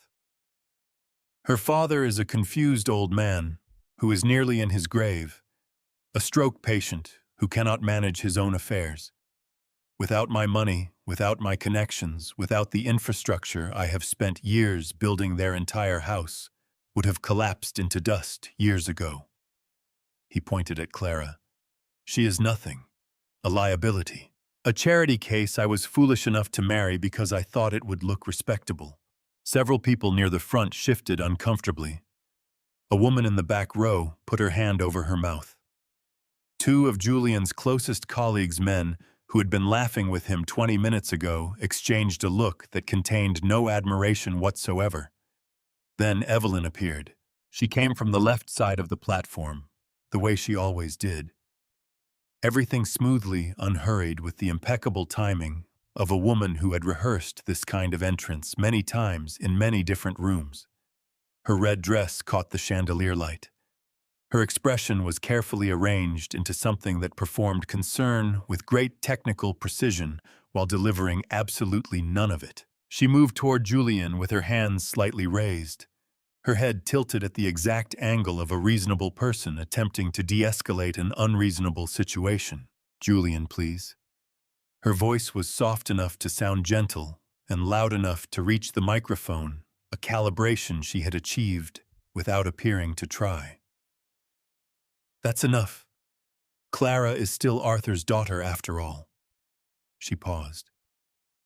"Let that land." Then continued with the particular cruelty of someone delivering a killing blow disguised as a mercy. "Even if Arthur is weak now, even if he's no longer of any use to your career, even if the man can barely get out of bed in the morning." She sighed, a soft, theatrical exhale of a woman who found the entire situation regrettable. "We should at least show the girl some pity. She can't help what she comes from." Clara flinched, as if she had been struck a second time. The sound that came out of her was involuntary, a small, wounded intake of breath, barely audible, but the microphone caught that too, and sent it out to every corner of the room, and I heard it from where I was standing, and it was the worst sound I had heard since the afternoon Margaret died. Julian looked at Evelyn. Something passed between them, a fractional acknowledgement, one performer recognizing another's contribution to a shared production. Then he looked back at Clara, and whatever thin remaining layer of performance he had been maintaining fell away entirely, replaced by something uglier and more honest than anything he had shown tonight. He spat on the floor. The sound of it landed in the silence of the room like a verdict. Pity. He said the word the way you say something you have already swallowed and found repulsive. I have shown enough pity. I have shown more pity than anyone in this room would have shown. He pointed at Clara, his finger 6 inches from her face, close enough that she pulled back slightly. Tomorrow morning you will pack your things. You will take your sick, dying, useless father, and you will disappear from my life. You will not come back. You will not call. You will not appear at any door I have ever walked through. He leaned forward, dropping his voice below the range of the microphone, but the room was so completely, utterly silent by now that his words carried anyway.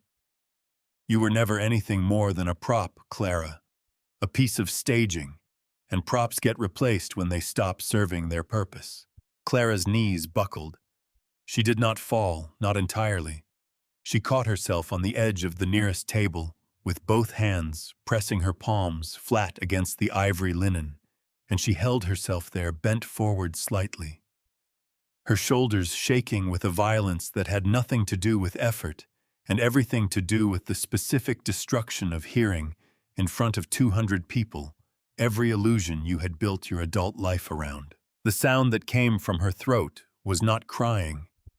It was something that lived below crying, something that happened in the body before the mind has caught up with what the body already knows. A low tearing sound, barely a sound at all, that somehow reached me across the entire length of the ballroom. Julian turned back to his associates, and they laughed, not all of them, but enough. The careful checking laughter of people who look left and right to see if they are allowed, and then laugh because the man who controls their next commission check is laughing, and in certain rooms that is all the permission anyone needs. The laughter was the thing that did it, not the slap, not Julian's words, not Evelyn's surgical cruelty. The laughter because it meant Clara was alone in that room in a way that had nothing to do with the number of people present, and everything to do with the fact that every person she had believed was part of her world had just collectively decided that her pain was entertainment. From somewhere in the crowd behind me I heard my own cane. I did not remember picking it up. I did not remember standing. But I was standing, and the cane was in my right hand, and I was moving through the crowd, which parted without being asked, the way crowds part for men whose intention requires no explanation, and the sound of the rubber tip on the marble floor was slow and even and deliberate, and every step I took landed in the space between one breath and the next. The laughter stopped. People turned. I walked through the circle that had formed around my daughter, and I stopped when I reached her.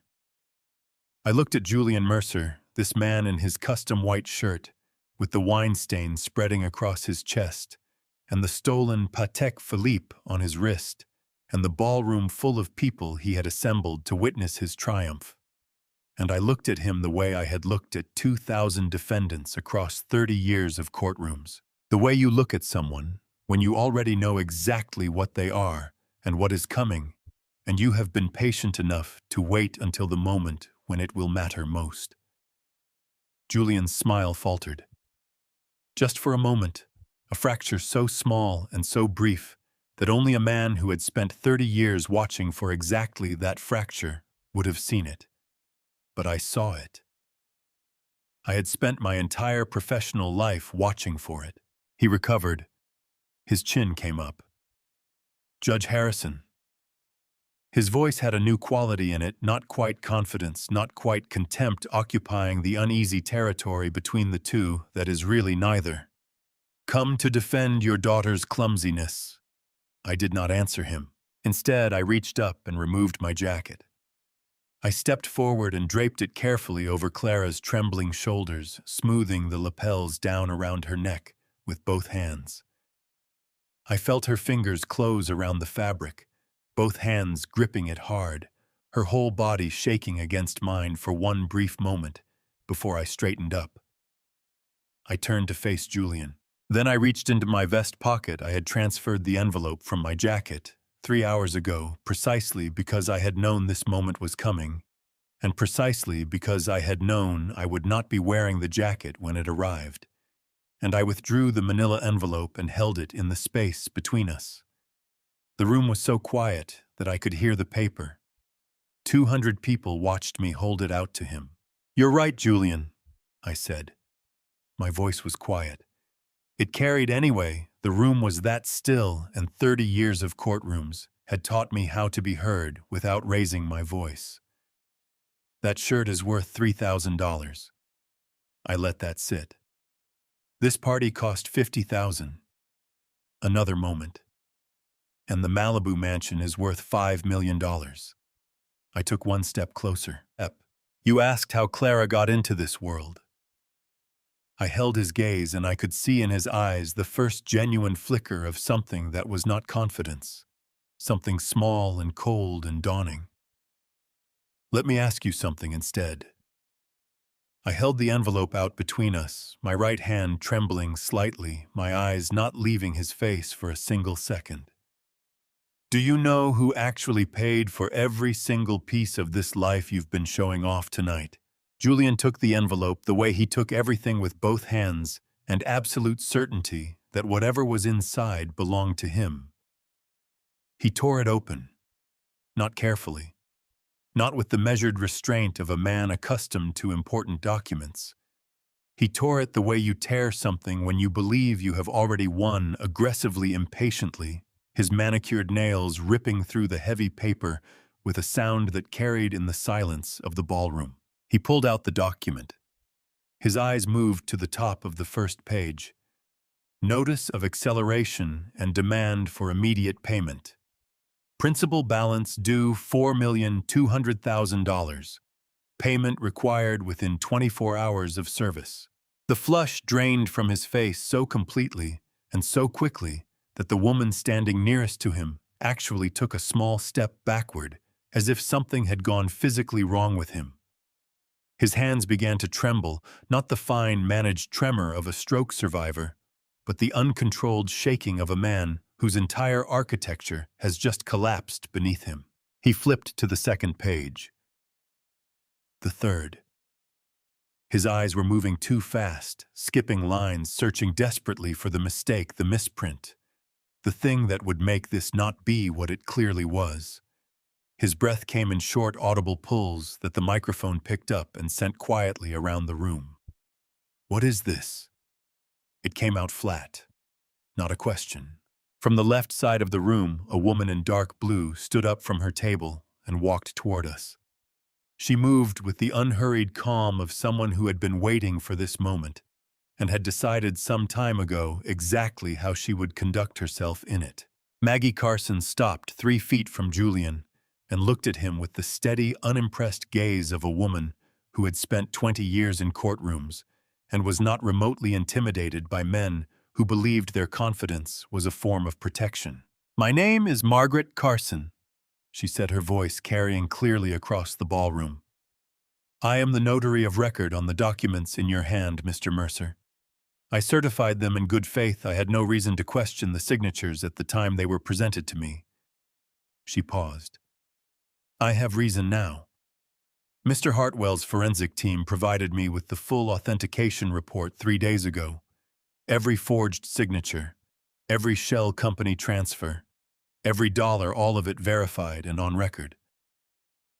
She looked at him with something that was not quite pity and not quite contempt, but contained elements of both. "There is no version of this that ends well for you." Julian's mouth opened. Nothing came out. I stepped forward and took the microphone from the bandstand, gently, without drama, and turned to face the room. "The party you are attending tonight," I said, "was paid for with money stolen from me. The Malibu mansion was purchased with money stolen from me. The Porsche, the shell companies, the investment accounts, all of it funded by forging my signature on federal loan documents and using my name to guarantee $4.2 million in fraudulent land deals." I let that move through the room. While that was happening, Evelyn, the woman I had brought into my home and trusted as my wife, was following instructions from my son-in-law to administer substances designed to make me appear cognitively impaired. Not enough to harm me. Enough to make a court believe I was no longer capable of managing my own affairs, so that Julian Mercer could be appointed my legal conservator and take what remained. The woman near the back, who had covered her mouth earlier, was now crying openly. Senator Whitmore had risen from his table and was standing with his arms folded, his face grave and entirely still. I turned back to Julian. "You didn't borrow from a bank," I said. "The blind trust that purchased your debt 3 weeks ago, that was me, Julian. Every cent of $4.2 million that you stole using my name, you owe it to me. And as of the moment you opened that envelope, the acceleration clause is triggered." I held his gaze. "You have 24 hours. Julian's legs appeared to stop working. He grabbed the edge of the nearest table with both hands, the documents scattering across the linen, his face the color of old concrete. Evelyn moved. She turned smoothly and walked toward the service exit at the rear of the ballroom, not running, because running would confirm what everyone was already thinking, but moving with the rapid, purposeful stride of a woman who had decided that the best remaining option was distance. She pushed the door open and stopped. Kowalski was already there. He had been standing in the shadow of the service corridor for 2 hours, a glass of water in his hand, his back against the wall, watching both the room and the exit with the patient stillness of a man who had spent 20 years doing exactly this kind of waiting. When Evelyn pushed through the door, she walked directly into his chest. He caught her by the elbow. Not roughly, just firmly enough that she understood in the first half-second that the door behind her was no longer an option. "Mrs. Evelyn Harrison," he said. "Please don't move." Evelyn's face went through several things in rapid succession: surprise calculation, and then a performance of outrage so practiced it might have worked on someone who hadn't been watching her for 3 months. "Take your hands off me," she said, her voice sharp and carrying. "I don't know who you think you are." Ray Kowalski, licensed investigator, formerly FBI Financial Crimes Unit. He reached into his jacket and produced his credentials with his free hand. "And in about 40 seconds, you're going to have more company." He sent the text with his thumb while holding her arm. "One word now." The grand ballroom doors opened 60 seconds later. They came through the main entrance, 3 of them, in dark tactical jackets, gold shields visible on their belts, moving with the synchronized efficiency of people who had done this many times and had long since stopped finding it dramatic. Agent Patricia Dunn led them, a compact woman in her 40s, with short dark hair, and the expression of someone who had reviewed the case file 3 times and found it more than sufficient. Thomas Hartwell followed them in briefcase in hand and peeled away immediately toward the venue's management office, where Julian's computer equipment had been staged by the event staff equipment that now contained Thomas had confirmed that afternoon a complete record of every wire transfer, every shell company transaction, every forged document in digital form. The room did not panic. That was the thing I remembered afterward. 200 people, and not one of them moved toward the exits. They stood exactly where they were, glasses in hand, and watched with the fixed attention of people witnessing something they understood, on some level, they would be describing for the rest of their lives. Agent Dunn reached Julian first. He was still standing at the table, where his legs had given out, both hands flat on the linen, the scattered documents around him like the remains of something that had exploded. When he saw the gold shield, he straightened up, and the old confidence tried to reassemble itself in his face, the chin coming up the shoulders, pulling back, the professional smile beginning to form. "There's been a misunderstanding," he said. His voice only cracked on the last word. "Julian Mercer," Agent Dunn said, and her voice had the particular quality of someone reading from a document they have memorized. "You are being detained on federal charges including wire fraud, under Title 18 United States Code, Section 1343 bank fraud, under Section 1344, and elder financial abuse under California Welfare and Institutions Code Section 15610.30. She produced the handcuffs. "Please place your hands behind your back. I want my attorney," Julian said. His voice had lost the crack and found something harder, the reflexive legal instinct of a man who had spent enough time around transactions to know that the first sentence out of your mouth after federal charges are read should always be those 4 words. "You'll have that opportunity," Dunn said. She was already moving him toward the exit. Derek Solis appeared from the service entrance, pale, his hands shaking visibly, but his jaw set with the particular resolution of a young man who has made a decision he knows is right and is terrified of it anyway. He walked directly to the second agent and held out a USB drive. "My name is Derek Solis," he said. "I've been cooperating with the investigation. Everything on this drive is internal communications, emails, calendar records, document drafts. I've had it prepared for 2 weeks." The agent took it without a word and bagged it. Senator Whitmore crossed the room and stopped beside me. He said nothing for a moment, just stood there, the two of us watching the federal agents complete their work with the clean, impersonal efficiency of a mechanism doing exactly what it was built to do. Then he said quietly, 30 years on the bench served you well, Arthur." "It was never about the bench, Paul," I said. My voice came out rougher than I intended. I was looking at Clara, who was standing 10 feet away with my jacket still around her shoulders, watching her husband being handcuffed with an expression on her face that I cannot describe and will not try to. It was about her. Julian was led past us toward the exit. He turned his head at the last moment, not toward me, toward Clara, and called her name. Just once. The sound of it, desperate cracking, stripped of every layer of performance, was the worst sound in the room. Clara's chin came up. She did not answer him. She pressed her lips together until they were white, and her hands gripped the lapels of my jacket so tightly that her knuckles went pale as bone, and she stood there with her back straight and her eyes burning, and she did not say a single word. That was enough. That was more than enough. The ballroom emptied slowly, not the way rooms empty after normal events. The cheerful chaos of people collecting coats and finishing conversations and promising to call. This was different.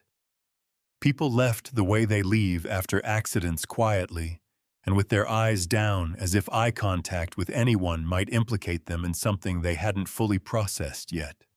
Within 20 minutes, the grand ballroom of the Ritz-Carlton Beverly Hills had gone from 200 people to 3, myself, Clara, and Thomas, who stood near the east wall giving instructions to the remaining federal agents in the low-clipped tones of a man wrapping up a job he had done precisely as planned.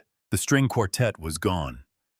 The orchids were still there, white and expensive and entirely indifferent to what had just happened beneath them. Clara and I sat in 2 chairs in the center of the emptying room. My jacket was still around her shoulders. She had not taken it off. Her hands were in her lap, and her eyes were fixed on a point somewhere in the middle distance, not vacant, but processing the way a person's eyes go when the information arriving is too large to absorb all at once. The waitstaff moved around us, collecting glasses and folding linens, navigating the wreckage of the evening with the professional invisibility of people trained to pretend they had seen nothing. Clara spoke first. "How long did you know?" Her voice was steady but thin, the voice of someone who has cried everything out and arrived on the other side at something harder and quieter. She did not look at me when she asked it. She kept her eyes on that middle distance. I thought about how to answer that. The honest answer was complicated. There were things I had suspected before I knew, and things I had known before I could prove, and the line between the two had shifted many times over the past 4 months. Long enough, I said, to make sure you would never be hurt again. Clara's jaw tightened. She pressed her lips together and breathed through her nose once, twice, and then the composure she had been holding with both hands since Julian was led through the exit doors cracked completely open. She brought both hands up to her face and bent forward in her chair, her shoulders shaking violently, a sound tearing out of her that was nothing like the quiet, careful crying she had done on the ballroom floor earlier. This was different. This was the sound of something structural giving way, the grief of a woman who had built years of her life on a foundation that had just been revealed as hollow, and who was only now sitting in the ruins of her husband's stolen party, allowing herself to feel the full weight of that. I defended him, she said, her voice muffled behind her hands. Every time, Dad. Every single time you tried to say something, I defended him. I told you that you were anxious. I told you the stroke was making you paranoid. She pulled her hands away from her face and looked at me, and her eyes were devastated and furious and heartbroken all at once, the eyes of a woman who had aimed her loyalty with absolute precision and discovered it had been pointing in entirely the wrong direction. I chose him over you. I stood right there in your kitchen, and I chose him. Clara. I reached over and put my hand over hers. Her fingers were ice cold and trembling against mine. You loved him. That is not something to be ashamed of. That's just what love does. It asks you to believe the best about someone, and you did. You did exactly what love asks. But you knew, she said. Her voice broke on the last word. You knew, and you didn't tell me, and you let me keep defending him, and you... She stopped, swallowed hard. You were protecting me. I was trying to, I said.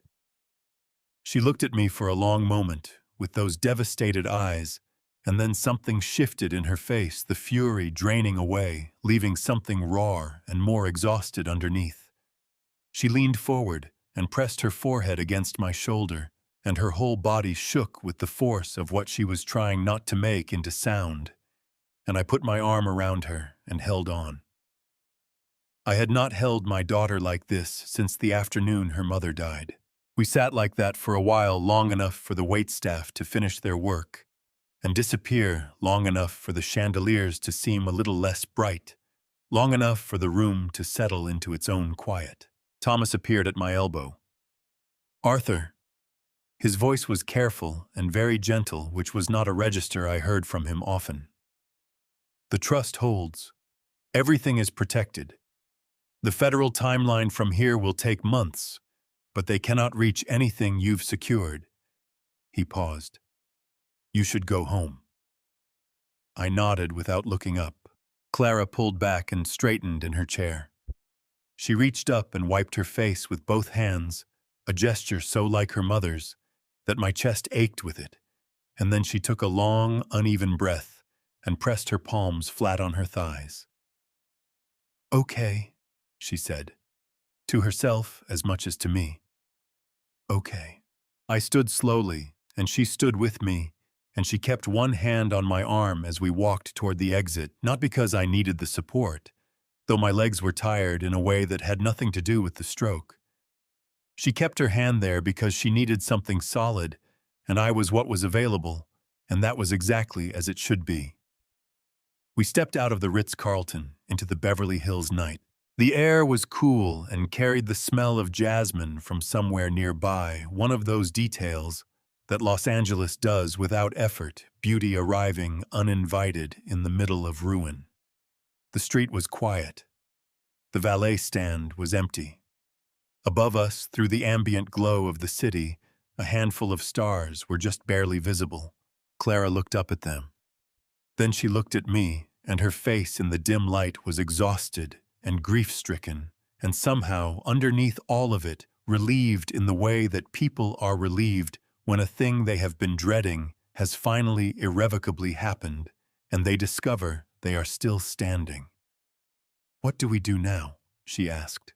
I thought about Evelyn in federal custody, about Julian's hands behind his back, about the Harrison family irrevocable trust sitting quietly in the county records, everything I had built sealed safely inside it, about the apartment near Cedars-Sinai with its wide doorways and its ground-floor entry and its west-facing windows, about Margaret, who had not lived to see any of this, and how I had thought in the early weeks after her death that the worst thing that could happen to a man had already happened to me. I had been wrong about that. But I had been wrong about a lot of things this year, and I was still here. We go home, I said, and tomorrow we start again. Clara took my arm more firmly. We walked toward the car together, her shoulder against mine, the Jasmine following us down the quiet Beverly Hills street. And for the first time in 4 months, the night felt like something that belonged to us again. Behind us in the ruins of Julian Mercer's stolen celebration, the chandeliers continued to blaze over empty tables and scattered documents and the white orchids that nobody had thought to take away. 3 months is a long time when you are waiting.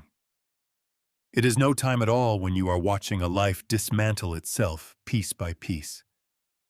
I learned this in my first year on the bench, and I relearned it in the summer that followed Julian Mercer's promotion party. Thomas called on a Tuesday morning in August, with the kind of voice he used when delivering verdicts measured precise with the particular satisfaction of a man whose work has held up exactly as designed. It's done, Arthur, he said. All of it. Julian lost his California real estate license. First, the Department of Real Estate moved quickly once the federal warrant became public record, revoking his license within 6 weeks of the arrest. The criminal charges took longer to formalize, as federal cases always do, but the grand jury returned indictments on all 3 counts. Wire fraud under Title 18 United States Code, Section 1343, bank fraud under Section 1344, and elder financial abuse under California, welfare and institutions, Code Section 15600. 10.30. Thomas had also pushed for charges under California Penal Code 347, administering a harmful substance which the district attorney added to Evelyn's case file without hesitation once Dr. Simmons's toxicology report was entered into evidence. The Malibu mansion was seized under civil asset forfeiture within 30 days of the indictment. The Porsche followed 2 weeks later. The Delaware shell companies were dissolved by court order, their remaining assets frozen pending restitution calculations. 2 of Julian's investment partners who had believed his guarantees were legitimate were interviewed by federal agents and ultimately cleared, but their names appeared in the public filing and in the world of Los Angeles real estate. That was enough. $180,000, Thomas said, fully recovered from the seized assets. It's back in your account. I had almost forgotten about it. That particular number had been dwarfed so thoroughly by everything that followed.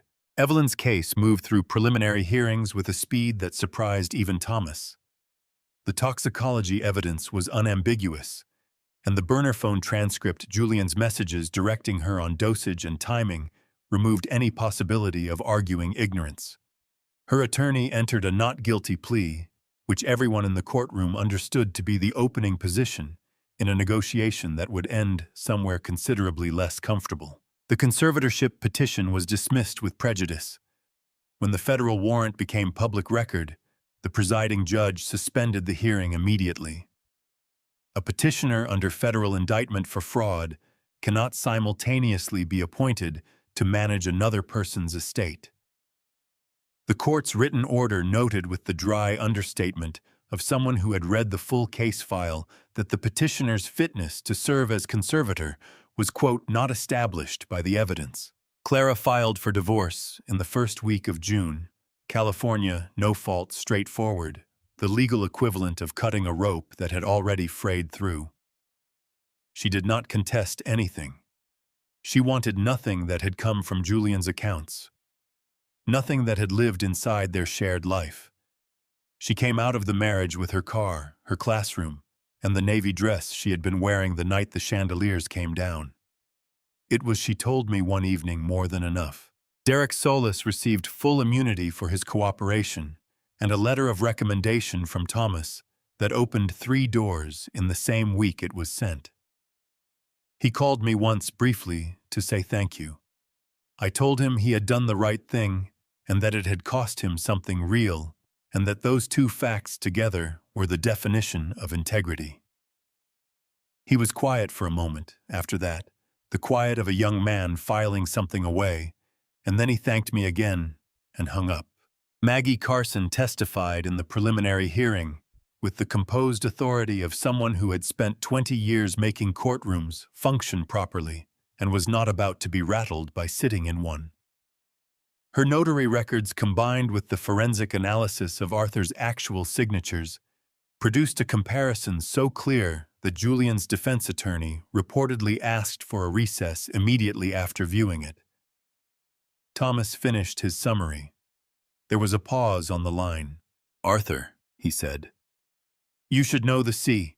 I report that Julian's evaluator submitted before all of this came out actually noted that you appeared sharp, engaged, and entirely capable of managing your own affairs." He paused. "The supplements had stopped working by then, because you had stopped taking them. I stood at the kitchen window of the temporary apartment where Clara and I had been living since May, a furnished unit in Westwood, comfortable enough, functional. Through the window, the August morning was already bright and warm, the San Fernando Valley baking slowly under a pale blue sky. "There's one more thing," Thomas said. "The ground floor unit near Cedars-Sinai, the one Julian was supposed to find for you 8 months ago. It came back on the market last week. The previous sale fell through." A pause. "I took the liberty of making an offer. Cash. It was accepted this morning." My right hand, resting on the kitchen counter, trembled slightly. "The keys are ready whenever you are," Thomas said. The first thing I noticed was the light.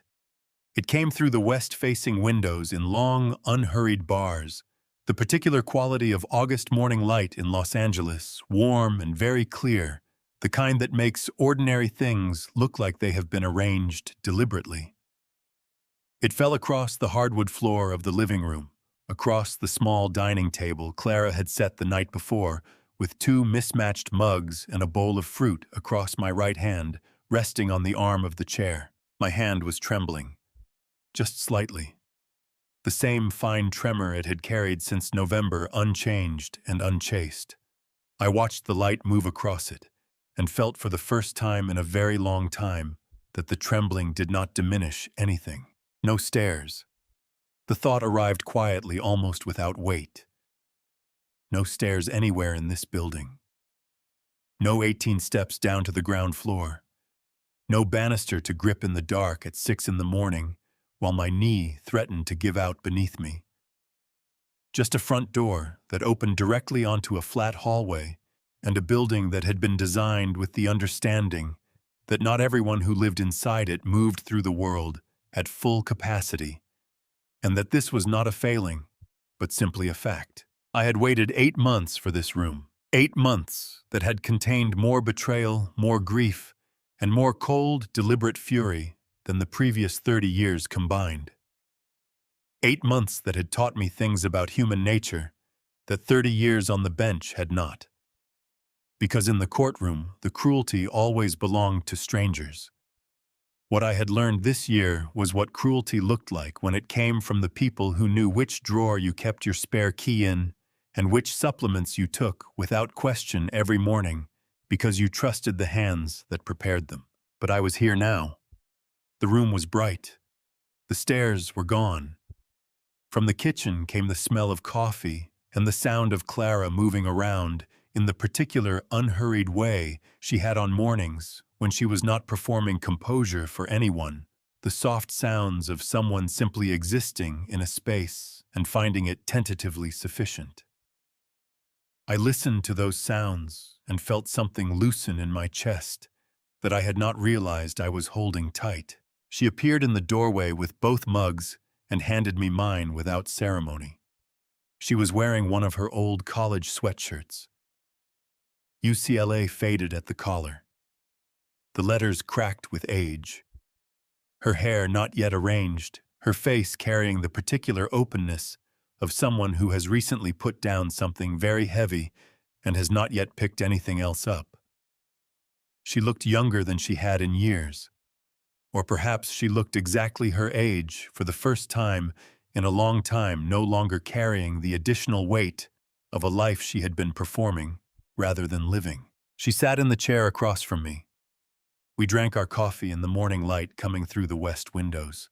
Outside, the street was beginning its day. A delivery truck idled at the corner, its engine a low, patient rumble. A man walked a golden retriever past the front entrance, the dog pulling gently toward a patch of grass, with the focused optimism that dogs bring to all their mornings. 2 blocks away, through the tops of the California oaks, the upper floors of Cedars-Sinai caught the sun pale concrete, and glass going gold at the edges. The building where I spent my Tuesday and Thursday mornings relearning the basic negotiations between my body and the world it moved through. 2 blocks. Not across town. Not a 40-minute drive through Los Angeles traffic with my jaw set against the discomfort of sitting still that long. 2 blocks which I could walk on a good day, or reach in 3 minutes if I called the accessible transit service the hospital had connected us with. 2 blocks felt that morning like an extraordinary gift. Clara wrapped both hands around her mug and looked at me with the direct, unhurried gaze she had inherited from her mother, the gaze that meant she was about to say something she had been carrying for a while and had decided finally to put down. "I keep thinking about what you said that night," she said. "Outside the Ritz. You said tomorrow we start again." She paused, her thumb moving along the rim of the mug in a slow, absent circle. "What does that actually look like?" I thought about it honestly, the way I had tried for 30 years to think about difficult questions. Not the answer that sounded right. The answer that was true. "Therapy on Tuesday and Thursday," I said. "Breakfast. A walk when my legs allow it." I looked at her over my coffee. "You teaching your kids to love books. Me watching you do that from a reasonable distance without worrying every hour." Clara's mouth curved. Not the bright, performed smile she had worn through years of Julian's dinners and Julian's parties and Julian's carefully constructed world, the smile that had never quite reached her eyes because it was always directed outward, always for an audience. This was something quieter, something that started from the inside and arrived on her face without permission, the way genuine expressions do when a person has stopped monitoring themselves. "That sounds manageable," she said. "It does," I agreed. She looked down at her coffee for a moment. Then she looked back up. "I've been thinking about going back to school," she said. "Not teaching, learning. There's a program at UCLA, Educational Psychology.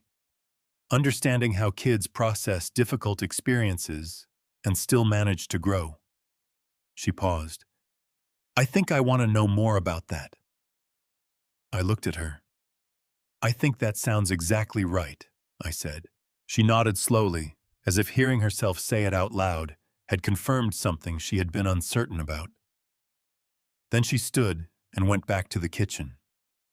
I heard the refrigerator open, the sound of eggs being taken from the shelf, the particular rhythm of someone beginning to make breakfast with no particular urgency. I turned my face toward the window. The light was fully in the room now, warm and indifferent and generous. The way good light always is, it does not choose who it falls across. It does not withhold itself from rooms where difficult things have happened. It simply arrives each morning and does its work without commentary. My right hand rested on the arm of the chair, trembling its fine and familiar tremor. The same tremor it had carried since the stroke. The same tremor that Evelyn had pointed to month after month as evidence of my deterioration. The same tremor that Julian had watched across dinner tables with the patient satisfaction of a man watching a clock wind down. But the coffee cup was steady. I had picked it up without thinking and set it down without spilling a drop, and somewhere between one breath and the next, I understood that this ordinary, unremarkable fact was what recovery actually looked like.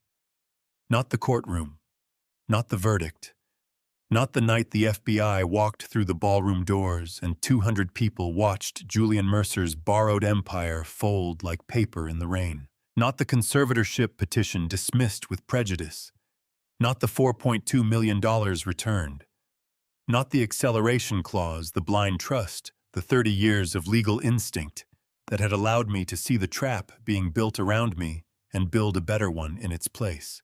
This, the light through the window, the coffee, the sound of my daughter cracking eggs in the kitchen of the apartment that had been waiting for us since November. The apartment that Julian had taken the money for and spent on a car, and that had come back to us anyway, the way things sometimes do when you are patient enough to let justice move at its own speed. Clara appeared in the kitchen doorway. Scrambled or fried? Scrambled, I said. She disappeared back into the kitchen. I heard the eggs hit the pan, that particular clean sizzle of a hot pan, and cold eggs meeting, and the smell of butter joined the smell of coffee in the morning air, and outside the window, Los Angeles was going about its August morning with the cheerful indifference of a city that had seen everything and was surprised by none of it. My daughter was making me breakfast. In 2 blocks, there was a hospital where people were working to help me walk without a cane. The Harrison Family Irrevocable Trust sat quietly in the county records. Everything I had built sealed safely inside it, waiting. And the tremor in my right hand, which had once been the centerpiece of a plan to render me powerless, was just a tremor, a fact of my body, no more and no less than that. Clara came back with 2 plates and set mine on the small table beside my chair. She settled back into her own chair, tucked 1 foot beneath her, the way she had done since she was a teenager, and picked up her fork. She looked up and caught me watching her.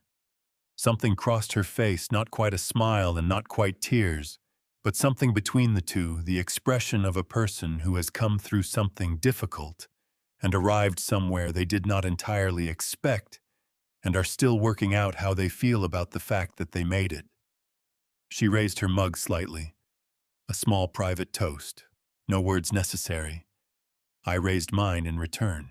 Outside, Los Angeles continued its morning with complete indifference to the 2 of us sitting in the light. And that indifference was exactly right. Exactly what we needed, a world that did not require anything from us today except to be present in it. We live, I thought. That is what we do. And for the first time since November, since the morning, I sat down on a cold step in a house full of stairs and looked at my trembling hand and wondered what was left. That thought felt not like a consolation, but like a beginning. Looking back, this journey taught me things no courtroom ever could. God sees what we cannot, and in His time every hidden thing is brought to light. I did not survive this alone. I spent 30 years judging others and nearly missed the betrayal in my own home. So let me be honest with you, do not be like me. Do not mistake loyalty for blindness. Do not let someone's closeness become their permission to harm you. Document everything. Trust carefully. Never sign what you have not read.